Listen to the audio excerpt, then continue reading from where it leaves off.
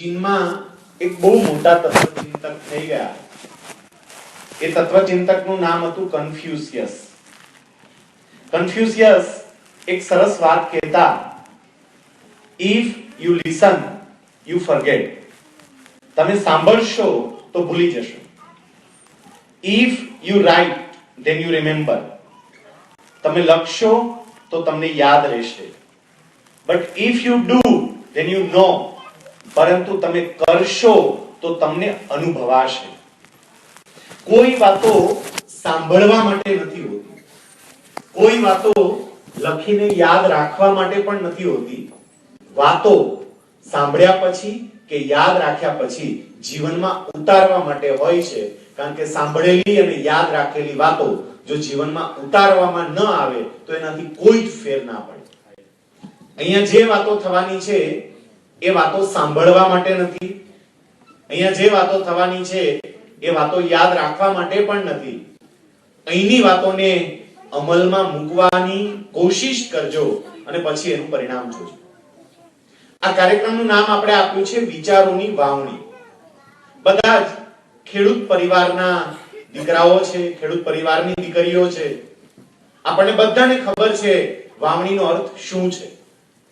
જે બીજ વાવીએ છીએ એમાંથી જો અનંત બીજની પ્રાપ્તિ કરવી હોય, એમાંથી અસંખ્ય બીજોની પ્રાપ્તિ કરવી હોય તો એના માટે કેટલીક અગત્યની બાબતો હોય. એક તો જમીન બહુ ફળદ્રુપ હોવી જોઈએ. જો જમીન ફળદ્રુપ ન હોય તો ગમે તેવું ઉચ્ચ કક્ષાનું બીજ પણ એમાં અંકુરિત થઈ શકે નહીં, ફળ આપી શકે નહીં. જમીન બહુ સારી હોય, ફળદ્રુપ હોય એ ખૂબ જરૂરી છે. અને મારે આનંદ સાથે કહેવું છે કે આજે જ્યારે વિચારોની વાવણી કરવી છે ત્યારે એની જમીન અત્યંત ફળદ્રુપ છે. જમીન અત્યંત ફળદ્રુપ છે એટલે જમીન અત્યંત ફળદ્રુપ છે એટલે મારી સામે બેઠેલી આ વ્યક્તિઓ, કેટલો આનંદ થાય છે મને. વાઘાણી પરિવારની વ્યક્તિઓએ એ બાબતની નોંધ લીધી હોય કે એનો આનંદ થતો હોય, એમને વાત કરી શરૂઆતમાં, પણ મને આનંદ થાય છે. પાટીદારનો દીકરો જમવાનું ન હોય અને વાત સાંભળવા માટે આટલી મોટી સંખ્યામાં ભેગા થાય, એક નવી દિશા પણ બતાવે છે કે માત્ર વાતો સાંભળવા માટે જ ભેગા થયા, જમવાનું નથી, બીજું કાંઈ નહીં. નહીતર જમવાનું હોય ત્યાં બધા પહોંચે. કેટલીક જગ્યાએ એવું કેવું પડે ભાઈ જમવાનું રાખો તો આવશે, નહીં તો લોકો નહીં આવે. અહીંયા કઈ જમવાનું નથી. કાર્ડ આપ્યું ત્યારે જ ખબર હતી સાંભળવા જવાનું છે અને તમે પહોંચી ગયા. આ બતાવે છે કે જમીન ફળદ્રુપ છે. કંઈક જોઈએ છે એટલે તમે આવ્યા છો. કંઈક નવું પ્રાપ્ત કરવું છે, નવું શીખવું છે, નવું જાણવું છે. નવું શીખવાની, નવું જાણવાની ઈચ્છા હોય, ઝંખના હોય એ સાબિત કરે છે કે જમીન ફળદ્રુપ છે. જમીન ફળદ્રુપ છે. હવે અગત્યની બાબત આવે બીજ. કદાચ જમીન ફળદ્રુપ હોય પણ બીજ જ ચાલે એવું ના હોય તો? જેમ જમીન ફળદ્રુપ છે એની ખાતરી તમે આપી, એમ બીજ ફળદ્રુપ છે એની ખાતરી હું આપું છું કે હું અહીંથી જે વાત કરીશ એ ફળદ્રુપ બીજ હું આપને આપવાનું, એ મારી ખાતરી છે. જમીન ફળદ્રુપ, બીજ ફળદ્રુપ. હવે કરવાનું એ રહે કે બિચારો છોડ તો અંકુરિત થશે પણ પછી ધ્યાન રાખવું પડે, એની માવજત કરવી પડે તો એમાંથી વૃક્ષ થાય અને ફળ આવે. જે વાતો કરવી છે એ વાતો બહુ ભારેખમ શબ્દો દ્વારા કરવી પણ નથી. મારી એક નવી શૈલી છે કે હું નાની નાની અને હળવી હળવી વાતો દ્વારા જ લોકો સમક્ષ જે કંઈ પણ વાત મૂકવી હોય એ મૂકું છું. અને એટલે આપની સમક્ષ જે વાતો મૂકીશ તે નાની વાર્તાઓના માધ્યમો દ્વારા વાત તમારા સુધી પહોંચાડવાનો પ્રયત્ન કરીશ. શરૂઆત એક નાની એવી વાર્તા સાથે કરીએ અને પછી આપણે આપણા આ કાર્યક્રમમાં આગળ વધીએ. બરાબર ધ્યાનથી જરા આ વાર્તાને સાંભળજો. એક બાળક સ્કૂલ પૂરી કરી અને ઘરે આવ્યો. ઘરે આવીને છોકરો હોમવર્ક કરવા માટે બેઠો. હજી થોડું ઘણું હોમવર્ક થયું હશે એટલે બાજુમાં રહેતા એક કાકી આ છોકરાની ઘરે આવે. છોકરાને એવું કહ્યું કે બેટા તારી પાસે એક કોરી નોટ પડી છે? કોરી નોટ? છોકરો કે હા કાકી છે ને. એ કે બેટા મને તારી કોરી નોટ અને એક પેન આપને, એ જોઈએ છે. પેલા છોકરાને વિચાર આવ્યો કે કાકીની ઉંમર તો બહુ મોટી છે, કાકીને આ ઉંમરે નોટ અને પેનની શું જરૂર હશે? એટલે છોકરાએ પૂછ્યું, હે કાકી, તે તમારે નોટની પેનની શું જરૂર પડી? અને એ વખતે પાડોશમાં રહેતા પેલા બેન એવું કહે છે કે બેટા, મારે જરૂર એટલા માટે છે કે મારા ઘરમાં જે દીકરી છે એ દીકરીને ત્યાં એક બાળકનો જન્મ થયો છે, આજે એનો 6થો દિવસ છે, એટલે બેટા આપણી પરંપરા પ્રમાણે છઠ્ઠીની વિધિ થશે. પેલો છોકરો કે તે છઠ્ઠીની વિધિમાં છોકરાને તમે નોટ ને પેન આપશો? એ કે ના બેટા, એને નોટ ને પેન ના આપવાની હોય, નાનું બાળક થોડું હાથમાં પેન પકડી શકે બેટા. તો છોકરો કે પણ તો તમે નોટ ને પેન ને શું કરશો? એ વખતે પેલા કાકી એવું કહે છે કે બેટા, એક પરંપરા છે અને પરંપરાના ભાગ રૂપે નોટ અને પેન એ બાળક પાસે મૂકવામાં આવશે. રાત્રે વિધાતા આવશે અને વિધાતા એ બુકની અંદર એ નોટમાં પેન પકડી અને એ બાળકનું ભવિષ્ય લખશે. છોકરાએ સાંભળ્યું એટલે છોકરાને વિચાર આવ્યો કે તો ભગવાન બધાનું ભવિષ્ય લખી નાખતા હશે, મારું ભવિષ્ય પણ લખાઈ ગયું હશે, બધી વ્યક્તિઓના ભવિષ્યો પણ લખાઈ ગયા હશે અને આપણે એ જ રીતે જીવતા હોઈશું જે રીતે ભગવાને આપણું જીવન નક્કી કરેલું છે. છોકરો રાત્રે આ જ વિચાર કરતો હતો, એને ઊંઘ આવી ગઈ અને સપનામાં ભગવાન આવ્યા. ભગવાન સપનામાં આવ્યા એટલે છોકરાએ ભગવાનને પહેલો પ્રશ્ન પૂછ્યો, હે પ્રભુ, તમે બધા લોકોનું ભવિષ્ય લખી નાખો? ભગવાન કે હા. એ કે ખરેખર પ્રભુ, તમે બધાનું ભવિષ્ય લખી નાખો છો? ભગવાન કે હા, બિલકુલ લખું જ છું. એ કે પ્રભુ, તમે લખો ક્યારે આ? ભગવાન કે એમના જન્મના 6થા દિવસે. છોકરો કે પ્રભુ, મારે એ ભવિષ્યના ચોપડા જોવા હોય, ભવિષ્યવાણી જોવી હોય તો જોવા મળે? એ કે હા બેટા, ચોક્કસપણે મળે. એ કે તો મને બતાવો ને. ભગવાન એ છોકરાને લઈને એક બહુ જ વિશાળ હોલમાં આવ્યા અને એ હોલની અંદર અનેક નાના મોટા ચોપડાઓ પડેલા હતા. આ છોકરાએ જો આટલા બધા ચોપડા, ભગવાન કે એલા, આ દુનિયામાં અત્યારે આંકડો 7 અબજને ઓળંગી ગયો. ત્યાં દરેકે દરેકનું ભવિષ્ય છે, ચોપડા તો હોય ને, દુનિયાના તમામ લોકોનું ભવિષ્ય છે. છોકરો કે આમાં તો મારા ગામનો ચોપડો હોય છે ને ભગવાન? એ કે છે ને. એ કે મને એ જ આપો. છોકરાએ પોતાના ગામનો ચોપડો ઉપાડ્યો, આમ પાનું ખોલ્યું અને પહેલા જ પાના ઉપર નામ લખ્યું હતું, કરશન કાકા. છોકરો કે આ કાકો મારી બાજુમાં જ રહે. સાચું આવ્યું, કરશન કાકા. કાકો બાજુમાં રહે છે, જો કાકાનું ભવિષ્ય કેવું છે. આમ નીચે જોયું તો ઉપર નામ લખેલું કરશન કાકા, પણ પછીનું પાનું કોરું. એટલે આમ માથું ખંજોળવા માંડ્યું કે પાનું તો કોરું છે. પછી આમ પાછળ જોયું, પાછળ કદાચ જોયું, પાછળનું પાનું કોરું. આમ આગળ જોયું તો આગળનું કોરું. પછી આમ પાછળ જોયું તો ત્યાં કંચન કાકી બીજું લખાઈને આવ્યું કે આ કરશન કાકાની ઘરવાળી કંચન કાકી. તેમાંય પાછું નામ લખેલું, પાનું કોરું. એક પછી એક પાના ફેરવતો જાય, દરેકે દરેક પાના ઉપર વ્યક્તિનું નામ લખેલું, પણ નીચે આખું પાનું કોરું. આ વિચારમાં પડી ગયો, ભગવાન ભવિષ્ય લખ્યું નથી, એવું કહેતા હતા ભવિષ્ય લખ્યું છે. પછી એ ચોપડો મૂક્યો, કદાચ મારા ગામનો કોરો રહી ગયો હોય, બીજાના બાજુવાળાના ગામનો પકડ્યો, એય કોરો, તાલુકાનો પકડ્યો કોઈકનો, એય કોરો. એ કે આરું ભારતમાં નહીં લખતા હોય? અમેરિકાનો હોય તો જો, તો અમેરિકાનો કાઢ્યો, એન્થોની નામ હતું, પણ આખું પાનું કોરું. પછી ભગવાનને કીધું, પ્રભુ તમે ઉલ્લુ બનાવવા માંડ્યા. અમને તેવું હતું માણસ તરીકે અમે જ ઉલ્લુ બનાવી શકીએ, આ તો તમે ચાલુ કર્યું. ભગવાન કે કેમ એવું કે? કે પ્રભુ, આ તમે હમણાં કહો છો કે બધાનું ભવિષ્ય લખું છું, ભવિષ્ય લખું છું, આ ચોપડા નામ લખી પછી કોરું જ મૂક્યું. એ વખતે ભગવાને બહુ સરસ વાત કરી અને છોકરાને એવું કહ્યું, ના બેટા, એવું નથી. બાળકના જન્મના 6થા દિવસે હું એનું ભવિષ્ય લખવા માટે જાઉં છું. જે કલમ ત્યાં મૂકી હોય ને એ જ કલમ ઉપાડું છું, ત્યાં જે નોટ મૂકી હોય એ જ નોટની અંદર ભવિષ્ય લખું છું. પણ પેલો છોકરો કે પણ આ કોરું કેમ છે? અને ત્યારે ભગવાન એવું કહ્યું કે હું ન વાંચી શકાય એવી શાહીથી માત્ર એક જ શબ્દ એના નામની નીચે લખું છું, તથાસ્તુ. અને પછી આખું પાનું કોરું મૂકી દઉં છું. જેને જેવું લખવું હોય એવું લખે. મારા આશીર્વાદ છે કે એ જ પ્રમાણે થશે. યાદ રાખજો, ભગવાને જન્મના છઠ્ઠા જ દિવસે તમારી જેવી ઈચ્છા હોય એવું તમારું જીવન બનશે એવા આશીર્વાદ આપી દીધા છે. અત્યારે તમે હેરાન થઈ રહ્યા હોય તો બીજા કોઈના કારણે નહીં, તમારા જ કારણે. અને તમે સુખી હોય તો પણ બીજા કોઈના કારણે નહીં, તમારા જ કારણે. તમારું જે જીવન છે એના માટે ક્યારેય બીજા કોઈને જવાબદાર નહીં ગણતા. આપણે પોતે જ આપણા જીવન માટે જવાબદાર હોઈએ છીએ. આપણું સુખી જીવન હોય તો પણ અને દુખી જીવન હોય તો પણ, કારણ કે ભગવાને આશીર્વાદ આપ્યા છે. તમારે જેવું નક્કી કરવું હોય એવું તમારી જાતે નક્કી કરો. આજે આ વિચારોની વાવણી કરવાની છે ત્યારે વાઘાણી પરિવાર અહીંયા ભેગો થયો છે ત્યારે મારે પારિવારિક પ્રશ્નો અને એના નિરાકરણો, એના સંદર્ભમાં કેટલાક વિચારો તમારી સમક્ષ મૂકવા છે. આ દુનિયાનો એક માણસ મને એવો શોધીને લાવો કે જે માણસ સુખ ન ઈચ્છતો હોય, જે માણસને શાંતિ ન જોતી હોય, જે માણસ દુખી થવા માંગતો હોય, જે માણસને તકલીફ જોઈતી હોય, જે માણસને સતત ટેન્શન જોઈતું હોય, એવો એક માણસ શોધીને લાવો. નહીં મળે.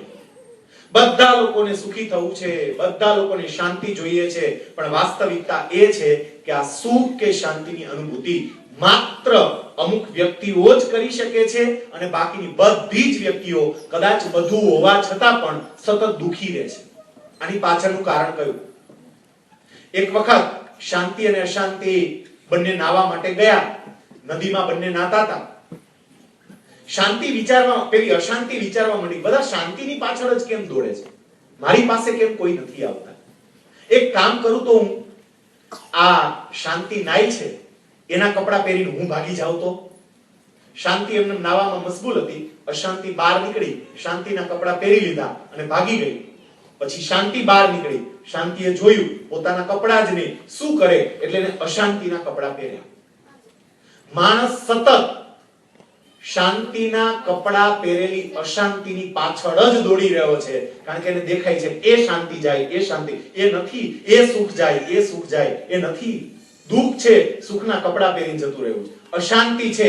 તમારે લોકોએ જે પસંદ કરવી હોય એ પસંદ કરવાની તમને છૂટ, પણ બે નહીં મળે, એક જ મળશે. એટલે આપણને બધાને થઈ પણ ભેટ કઈ છે તો બોલો.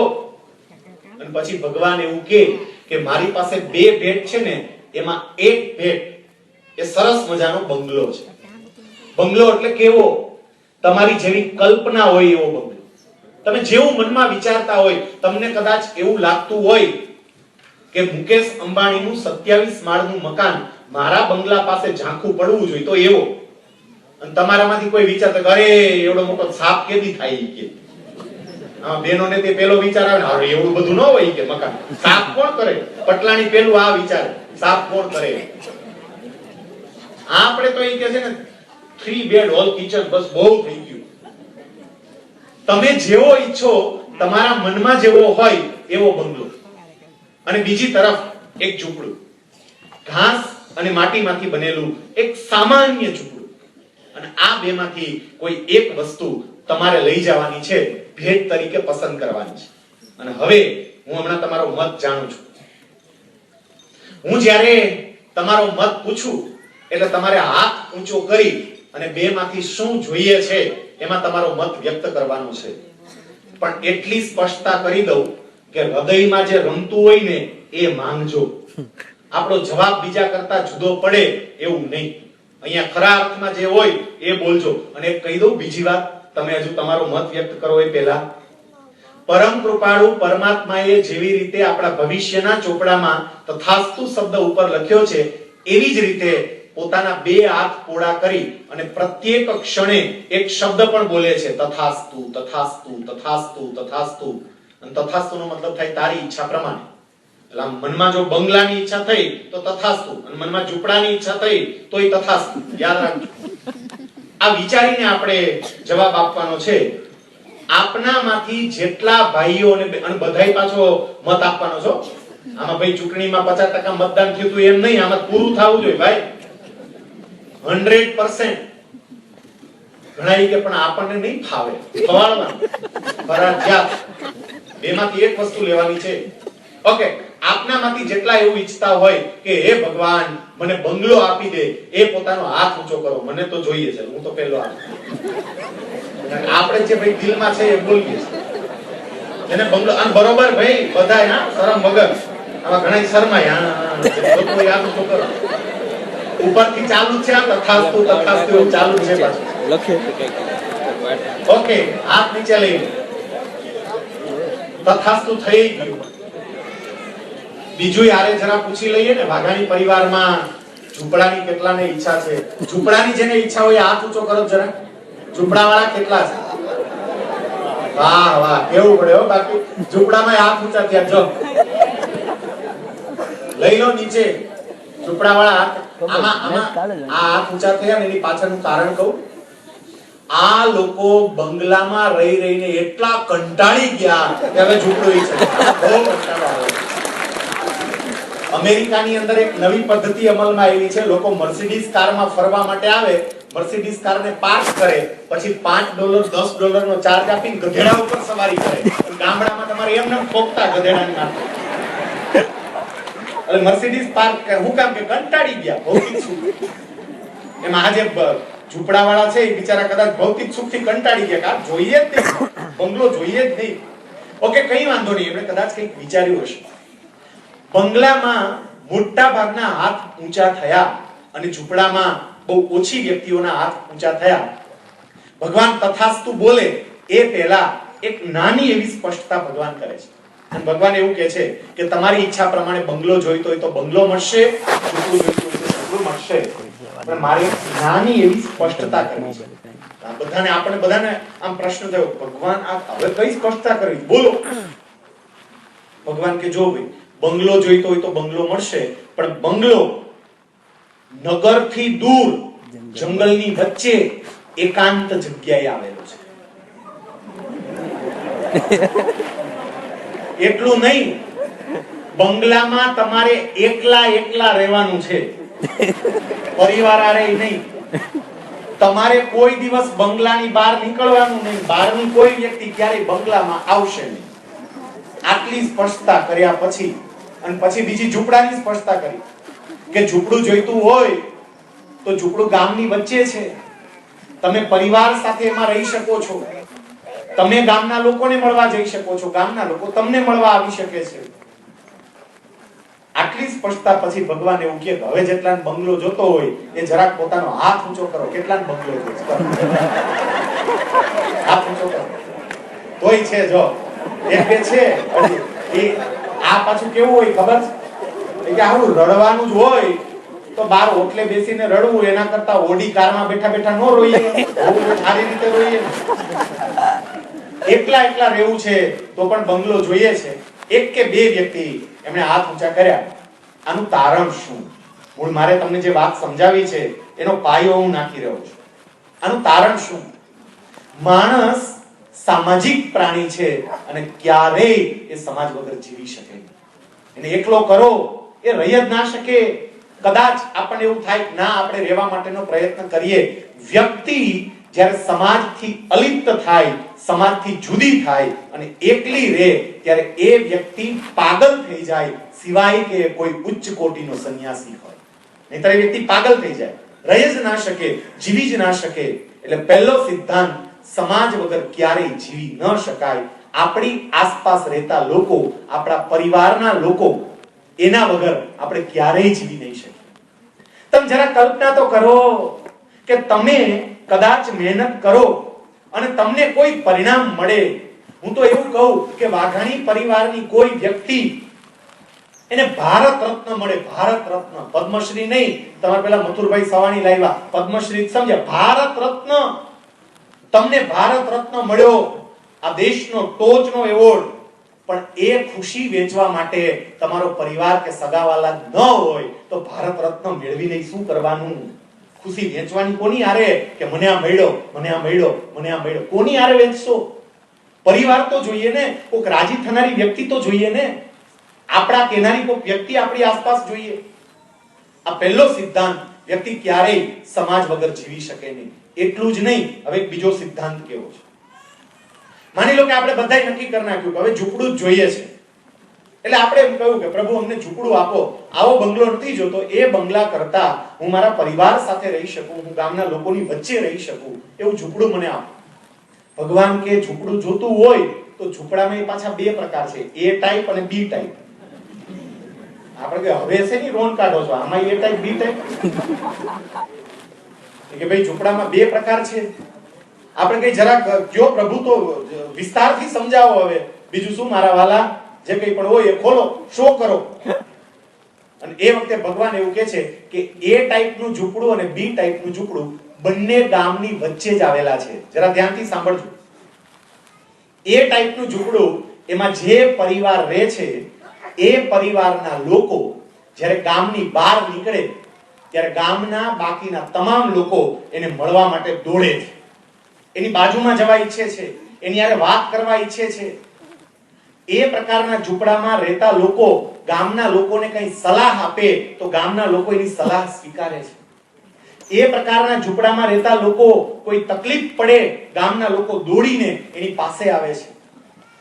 ગામના લોકોને કંઈ તકલીફ પડે, એ પ્રકારના ઝૂંપડામાં રહેતા લોકો પાસે જઈ અને પોતાની તકલીફો વ્યક્ત કરે છે. આ એ પ્રકારના ઝૂંપડામાં રહેતા લોકો છે. બી પ્રકારનું ઝૂંપડું, એમાં જે લોકો રહે છે એ ગામમાં નીકળે તો ગામમાં કદાચ 5-10 માણસો ભેગા થયા હોય ને, એ બધાય છૂટા થઈ જાય. છૂટા થાવ, ઊભું ન રહેવાય. જો આ નીકળો, આવ્યો, હાલો છેટા ભાગો, છેટા જતા રહે. બી પ્રકારના ઝૂંપડામાં રહેતા લોકોને કઈ તકલીફ પડે તો ગામની કોઈ વ્યક્તિ ખબર અંતર પૂછવા આવે નહીં. બી પ્રકારના ઝૂંપડામાં રહેતી વ્યક્તિ ગામના લોકોને કોઈ સલાહ સૂચન આપે તો ક્યારેય કોઈ લોકોના હૃદયને એની સલાહ કે સૂચન સ્પર્શે નહીં.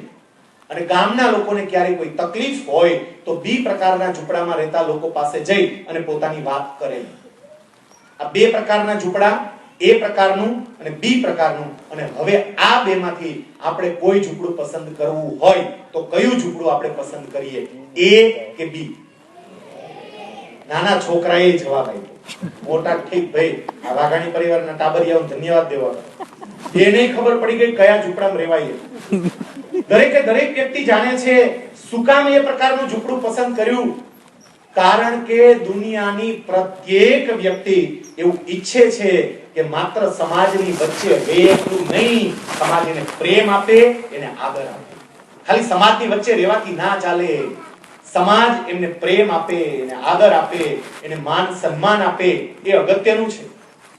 આપણે બધા સમાજની વચ્ચે તો રહીએ છીએ, પણ આપણે આપણી જાતને પ્રશ્ન પૂછવો પડે કે સમાજના કેટલા લોકોનો આદર, પ્રેમ આપણે સંપાદિત કરી શક્યા, આપણે મેળવી શક્યા. અને ન મેળવી શકતા હોય તો એમાં ક્યાં ખામી છે એ જરા તપાસ કરવી પડે. લોકો સાથેના સંબંધો તમારા જેટલા મજબૂત હશે, સાચા સુખની અનુભૂતિ એનાથી જ થશે. કદાચ લોકોને એવું લાગે કે માણસ પાસે જેટલી સંપત્તિ હોય માણસ એટલો સમૃદ્ધ બને, માણસ એટલો સુખી બને. પણ વાસ્તવિકતા કંઈક જુદી છે. કારણ કે જેમની પાસે સમૃદ્ધિ હોય એવી કેટલીય વ્યક્તિઓએ આપઘાત કર્યાના પણ ઉદાહરણો છે. જો સમૃદ્ધિથી જ સુખ મળતું હોય તો વ્યક્તિ આપઘાત શું કામ કરે? જેની પાસે પોતાના વજન કરતા 60 ગણો સોનાનો પલંગ હતો, જે માણસ આજથી વર્ષો પહેલા એનો એક કાર્યક્રમ કરવા માટે 10 કરોડ રૂપિયાની ફી લેતો હતો, જે માણસની પાછળ કેટલાય લોકો પાગલ હતા, એ માણસ, એમને જ્યારે પ્રશ્ન પૂછ્યો, પહેલા તો એ માણસનું નામ કહું કે આ માણસ કોણ.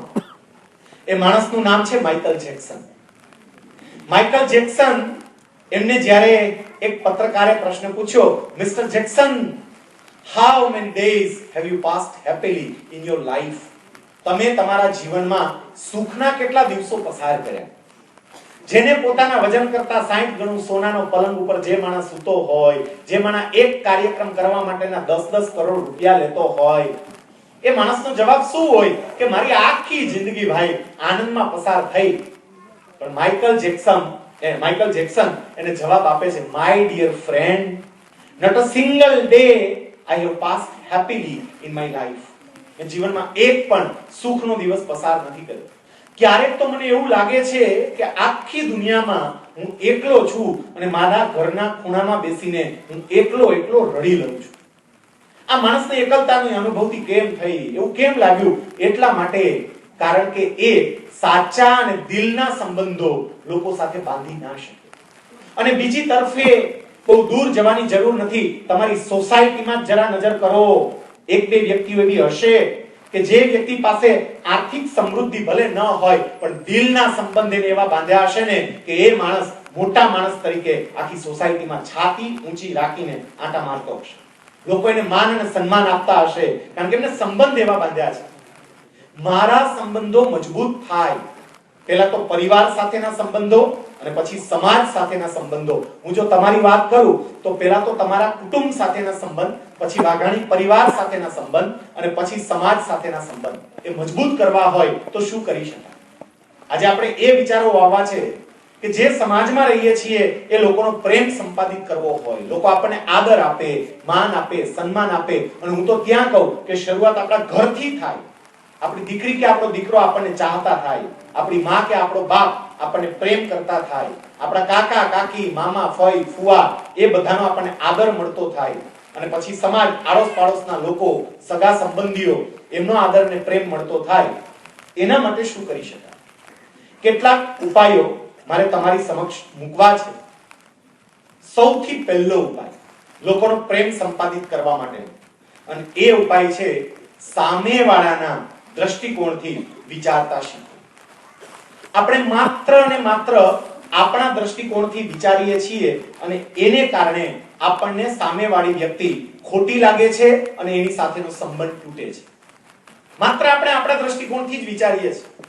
અત્યારે આ કાર્યક્રમનું આયોજન કર્યું, કાર્યક્રમમાં તમે આવ્યા, કાર્યક્રમમાં એન્ટ્રી કરે, કદાચ એવું બને કે કોઈ ફ્રન્ટ લાઈનમાં બેસે, કોઈ સેકન્ડ લાઈનમાં બેસે, સેકન્ડ લાઈન ગેસ્ટ માટે રિઝર્વ રાખી હોય, મહેમાનો આવવાના હોય, અને કોઈ એક વ્યક્તિ સેકન્ડ લાઈનમાં બેઠેલા કોઈ વ્યક્તિને ઊભી કરીને એવું કહે કે ભાઈ અહીંથી જરા ઊભા થઈ જાવ ને, જરા પાછળ બેસી જાવ. એ પાછળ જઈ બેસી જાય પણ દિલમાં એક વાત ચોંટી જાય કે આ વ્યક્તિએ મને આ ખુરશી પરથી ઊભો કર્યો.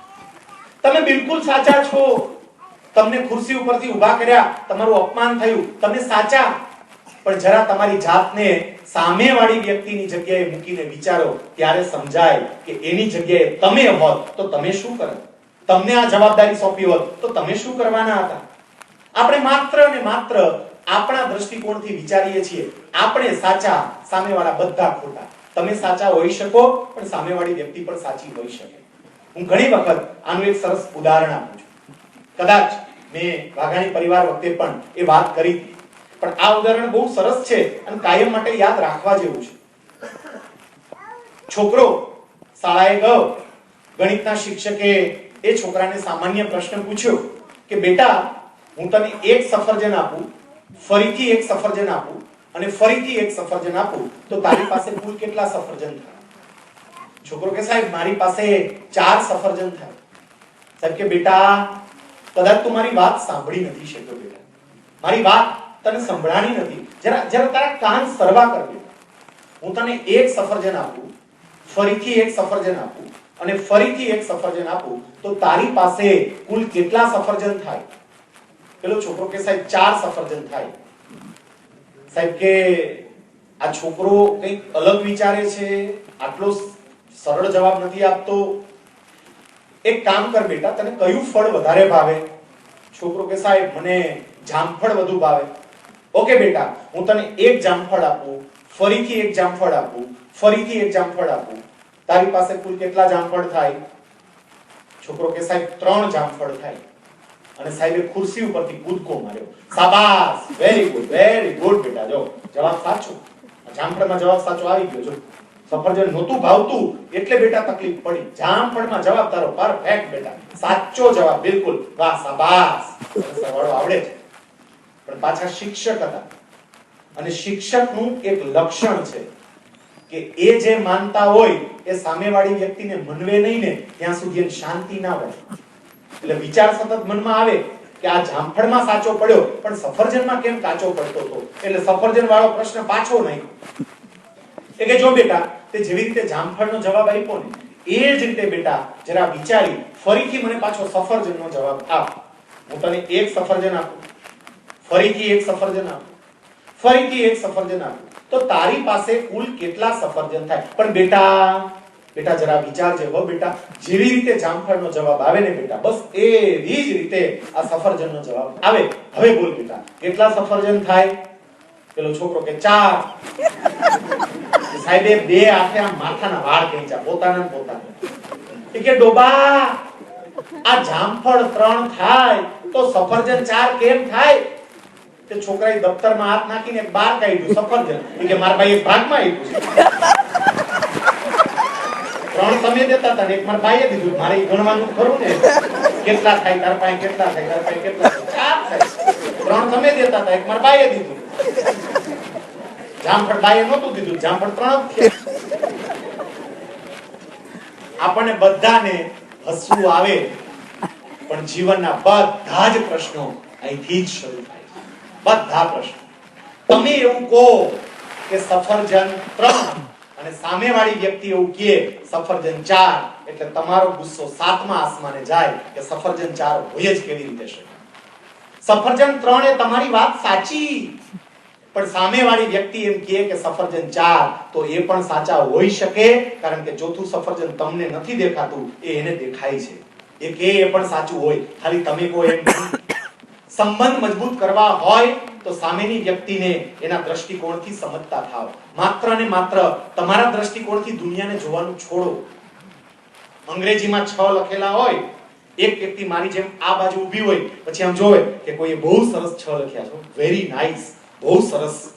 એટલે સામે એક વ્યક્તિ ઊભી હોય ને, એ તરત કે જા હવે આ 6 ક્યાં છે? આ તો 9 છે. It's 9 not 6. આ બાજુ વાળી વ્યક્તિ આમ જોઈ કે 9 છે, 6 છે 6.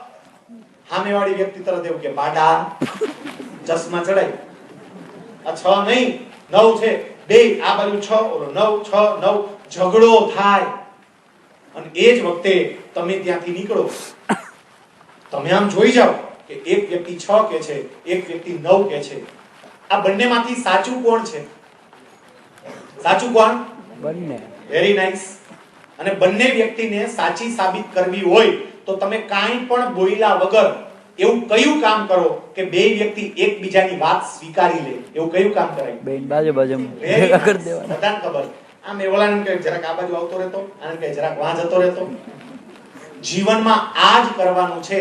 સ્થાન બદલતા શીખીએ. આપણે સ્થાન બદલતા જ નથી, સ્થાન બદલતા શીખીએ. અરે પત્ની તો રોજ ઓછો, કોઈ દી પતિ બનો તો બિચારાની વેદના સમજાય. આજે કેવી રીતે પૈસા ભેગો કરતો હોય એને બિચારાને ખબર પડે. 10 વાગે ફોન કરે, ક્યાં છો? ક્યાં બાર આટા માર? અરે વ્યાજે ગોતું પૈસા દેવાના છે, ક્યાં આટા મારો જવું? કોબી કેની જગ્યાએ મૂકો તમારી જાતને તો સમજાય. મોટા ભાગની બહેનો જાણે પતિને બાંધી રાખવાનો હોય એ રીતનો વર્તાવ. જરા વિચારજો આ બાબત. અને માત્ર બહેનોની વાત નથી, પતિઓ પણ પત્નીની જગ્યાએ પોતાની જાતને મૂકે ત્યારે ખ્યાલ આવે કે એ જે વિચારે છે, એ જે કરે છે, એ કેવી રીતે કરે છે, શું કરે છે. દરેક વ્યક્તિ પોતાનું સ્થાન બદલતા શીખે. મા-બાપ તો રોજ હોય, ક્યારેક દીકરો કે દીકરી બનીએ તો એની વેદના સમજાય. દીકરો કે દીકરી રોજ હોય, ક્યારેક મા-બાપ બનીએ તો એની વેદના સમજાય. એકબીજાના સ્થાને મૂકી અને વિચારતા થાય. દરેક વ્યક્તિ આપણે એક જ દ્રષ્ટિકોણથી હું જે વિચારું એ જ સાચું. હું ફરીથી કહું છું, તમે વિચારો છો તે સાચું જ છે, પણ સામેવાળી વ્યક્તિ વિચારે એ પણ સાચું હોઈ શકે. એ જરા સ્વીકારતા થાવ. હું રોજ રાત્રે 8 વાગે મારી ઘરે જાઉં અને 8 વાગે મારું જમવાનું તૈયાર. રોજ. આજે મારી ઓફિસ પૂરી કરી 8 વાગે હું ઘરે જાઉં છું. ભૂખ ખૂબ લાગી છે, 8 વાગે ઘરે પહોંચ્યો અને ઘરે જાવ ત્યારે જમવાનું તૈયાર હોય, એને બદલે ઘરવાળી શાક સમારતી હોય અને એ વખતે આમ રિક્ષાનું પેલું શું કહેવાય, ગેસ ફાટે ને, બાટલો ફાટે તો ધડાકો થાય. બાપે કઈ શીખવું છે કે નહીં, ત્યાં ચાલુ થાય. શું કરો છો આખો દી? મારે ખાલી એટલું કેવું છે, આવા સમયે આપણને પહેલો વિચાર એમ કેમ નથી આવતો કે આ મને રોજ 8 વાગે જમાડે છે, આજે એવું શું થયું કે આ 8 વાગે હજી શાક સમારે છે? આવો વિચાર કેમ નથી આવતો? હંમેશા એવો જ વિચાર કેમ આવે છે કે આજે આને 8 વાગે જમવાનું તૈયાર કેમ ના કર્યું? પણ શું કામ નથી કર્યું એની પાછળનું કારણ જાણવાની ઈચ્છા કેમ નથી થતી? આ દીકરો અને દીકરી મારી વાત કેમ નથી માનતા? આ દીકરો કે દીકરી ઘરે મારી સાથે જમવા કેમ નથી બેસતા? આ દીકરો કે દીકરી બાર તહેવારમાં મારી સાથે આવવાને બદલે એના ફ્રેન્ડ સાથે કેમ જતા રહે છે? આવો વિચાર આપણને કેમ નથી આવતો? આપણે કેમ નથી વિચારતા?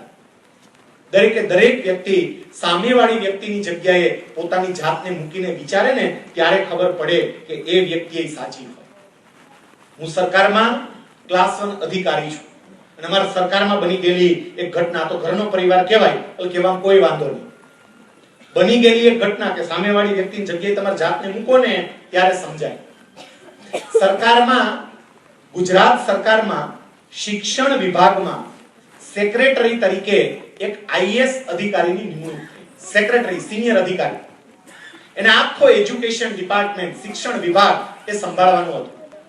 અધિકારીએ ચાર્જ સંભાળ્યો, નોકરી શરૂ કરી અને બીજા કે ત્રીજા દિવસે એને નીચેના જે અધિકારીઓ હોય એની મીટિંગ બોલાવી.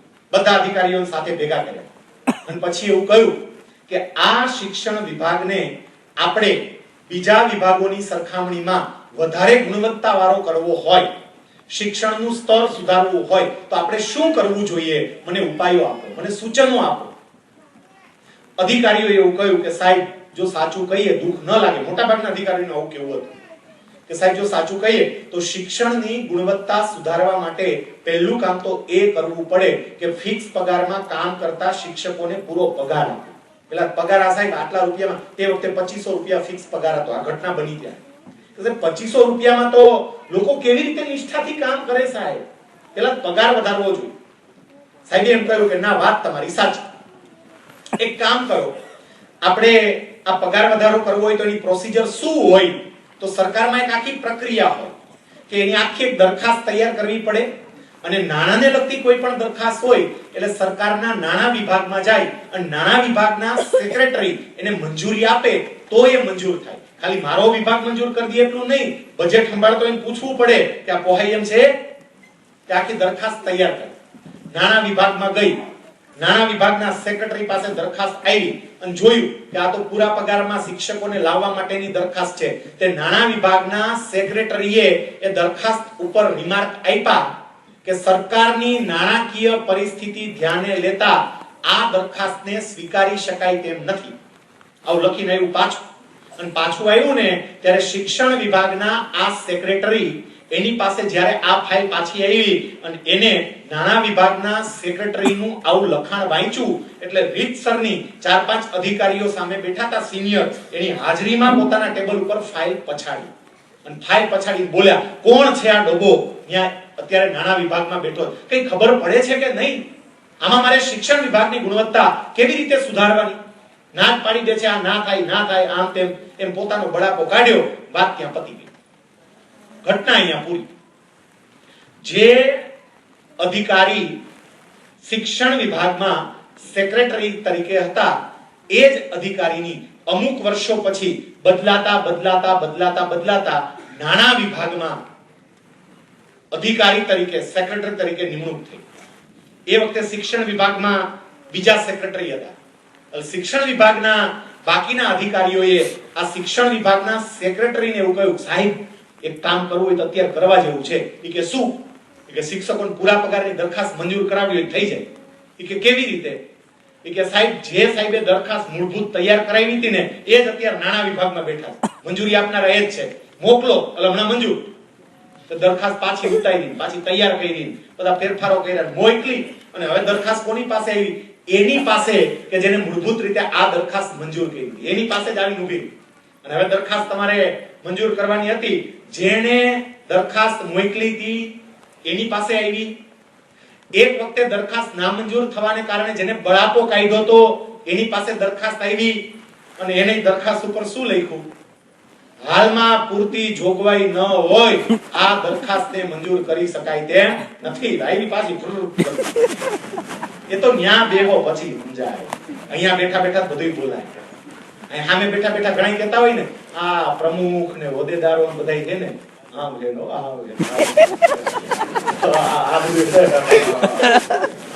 ખબર પડે બે હો સામે વાળાની જગ્યાએ, તઈએ ખબર ન્યા બેઠા બેઠા બધું બોલીએ ગઈ ભાઈ અહીંયા આવો સંભાળો પછી ખબર પડે.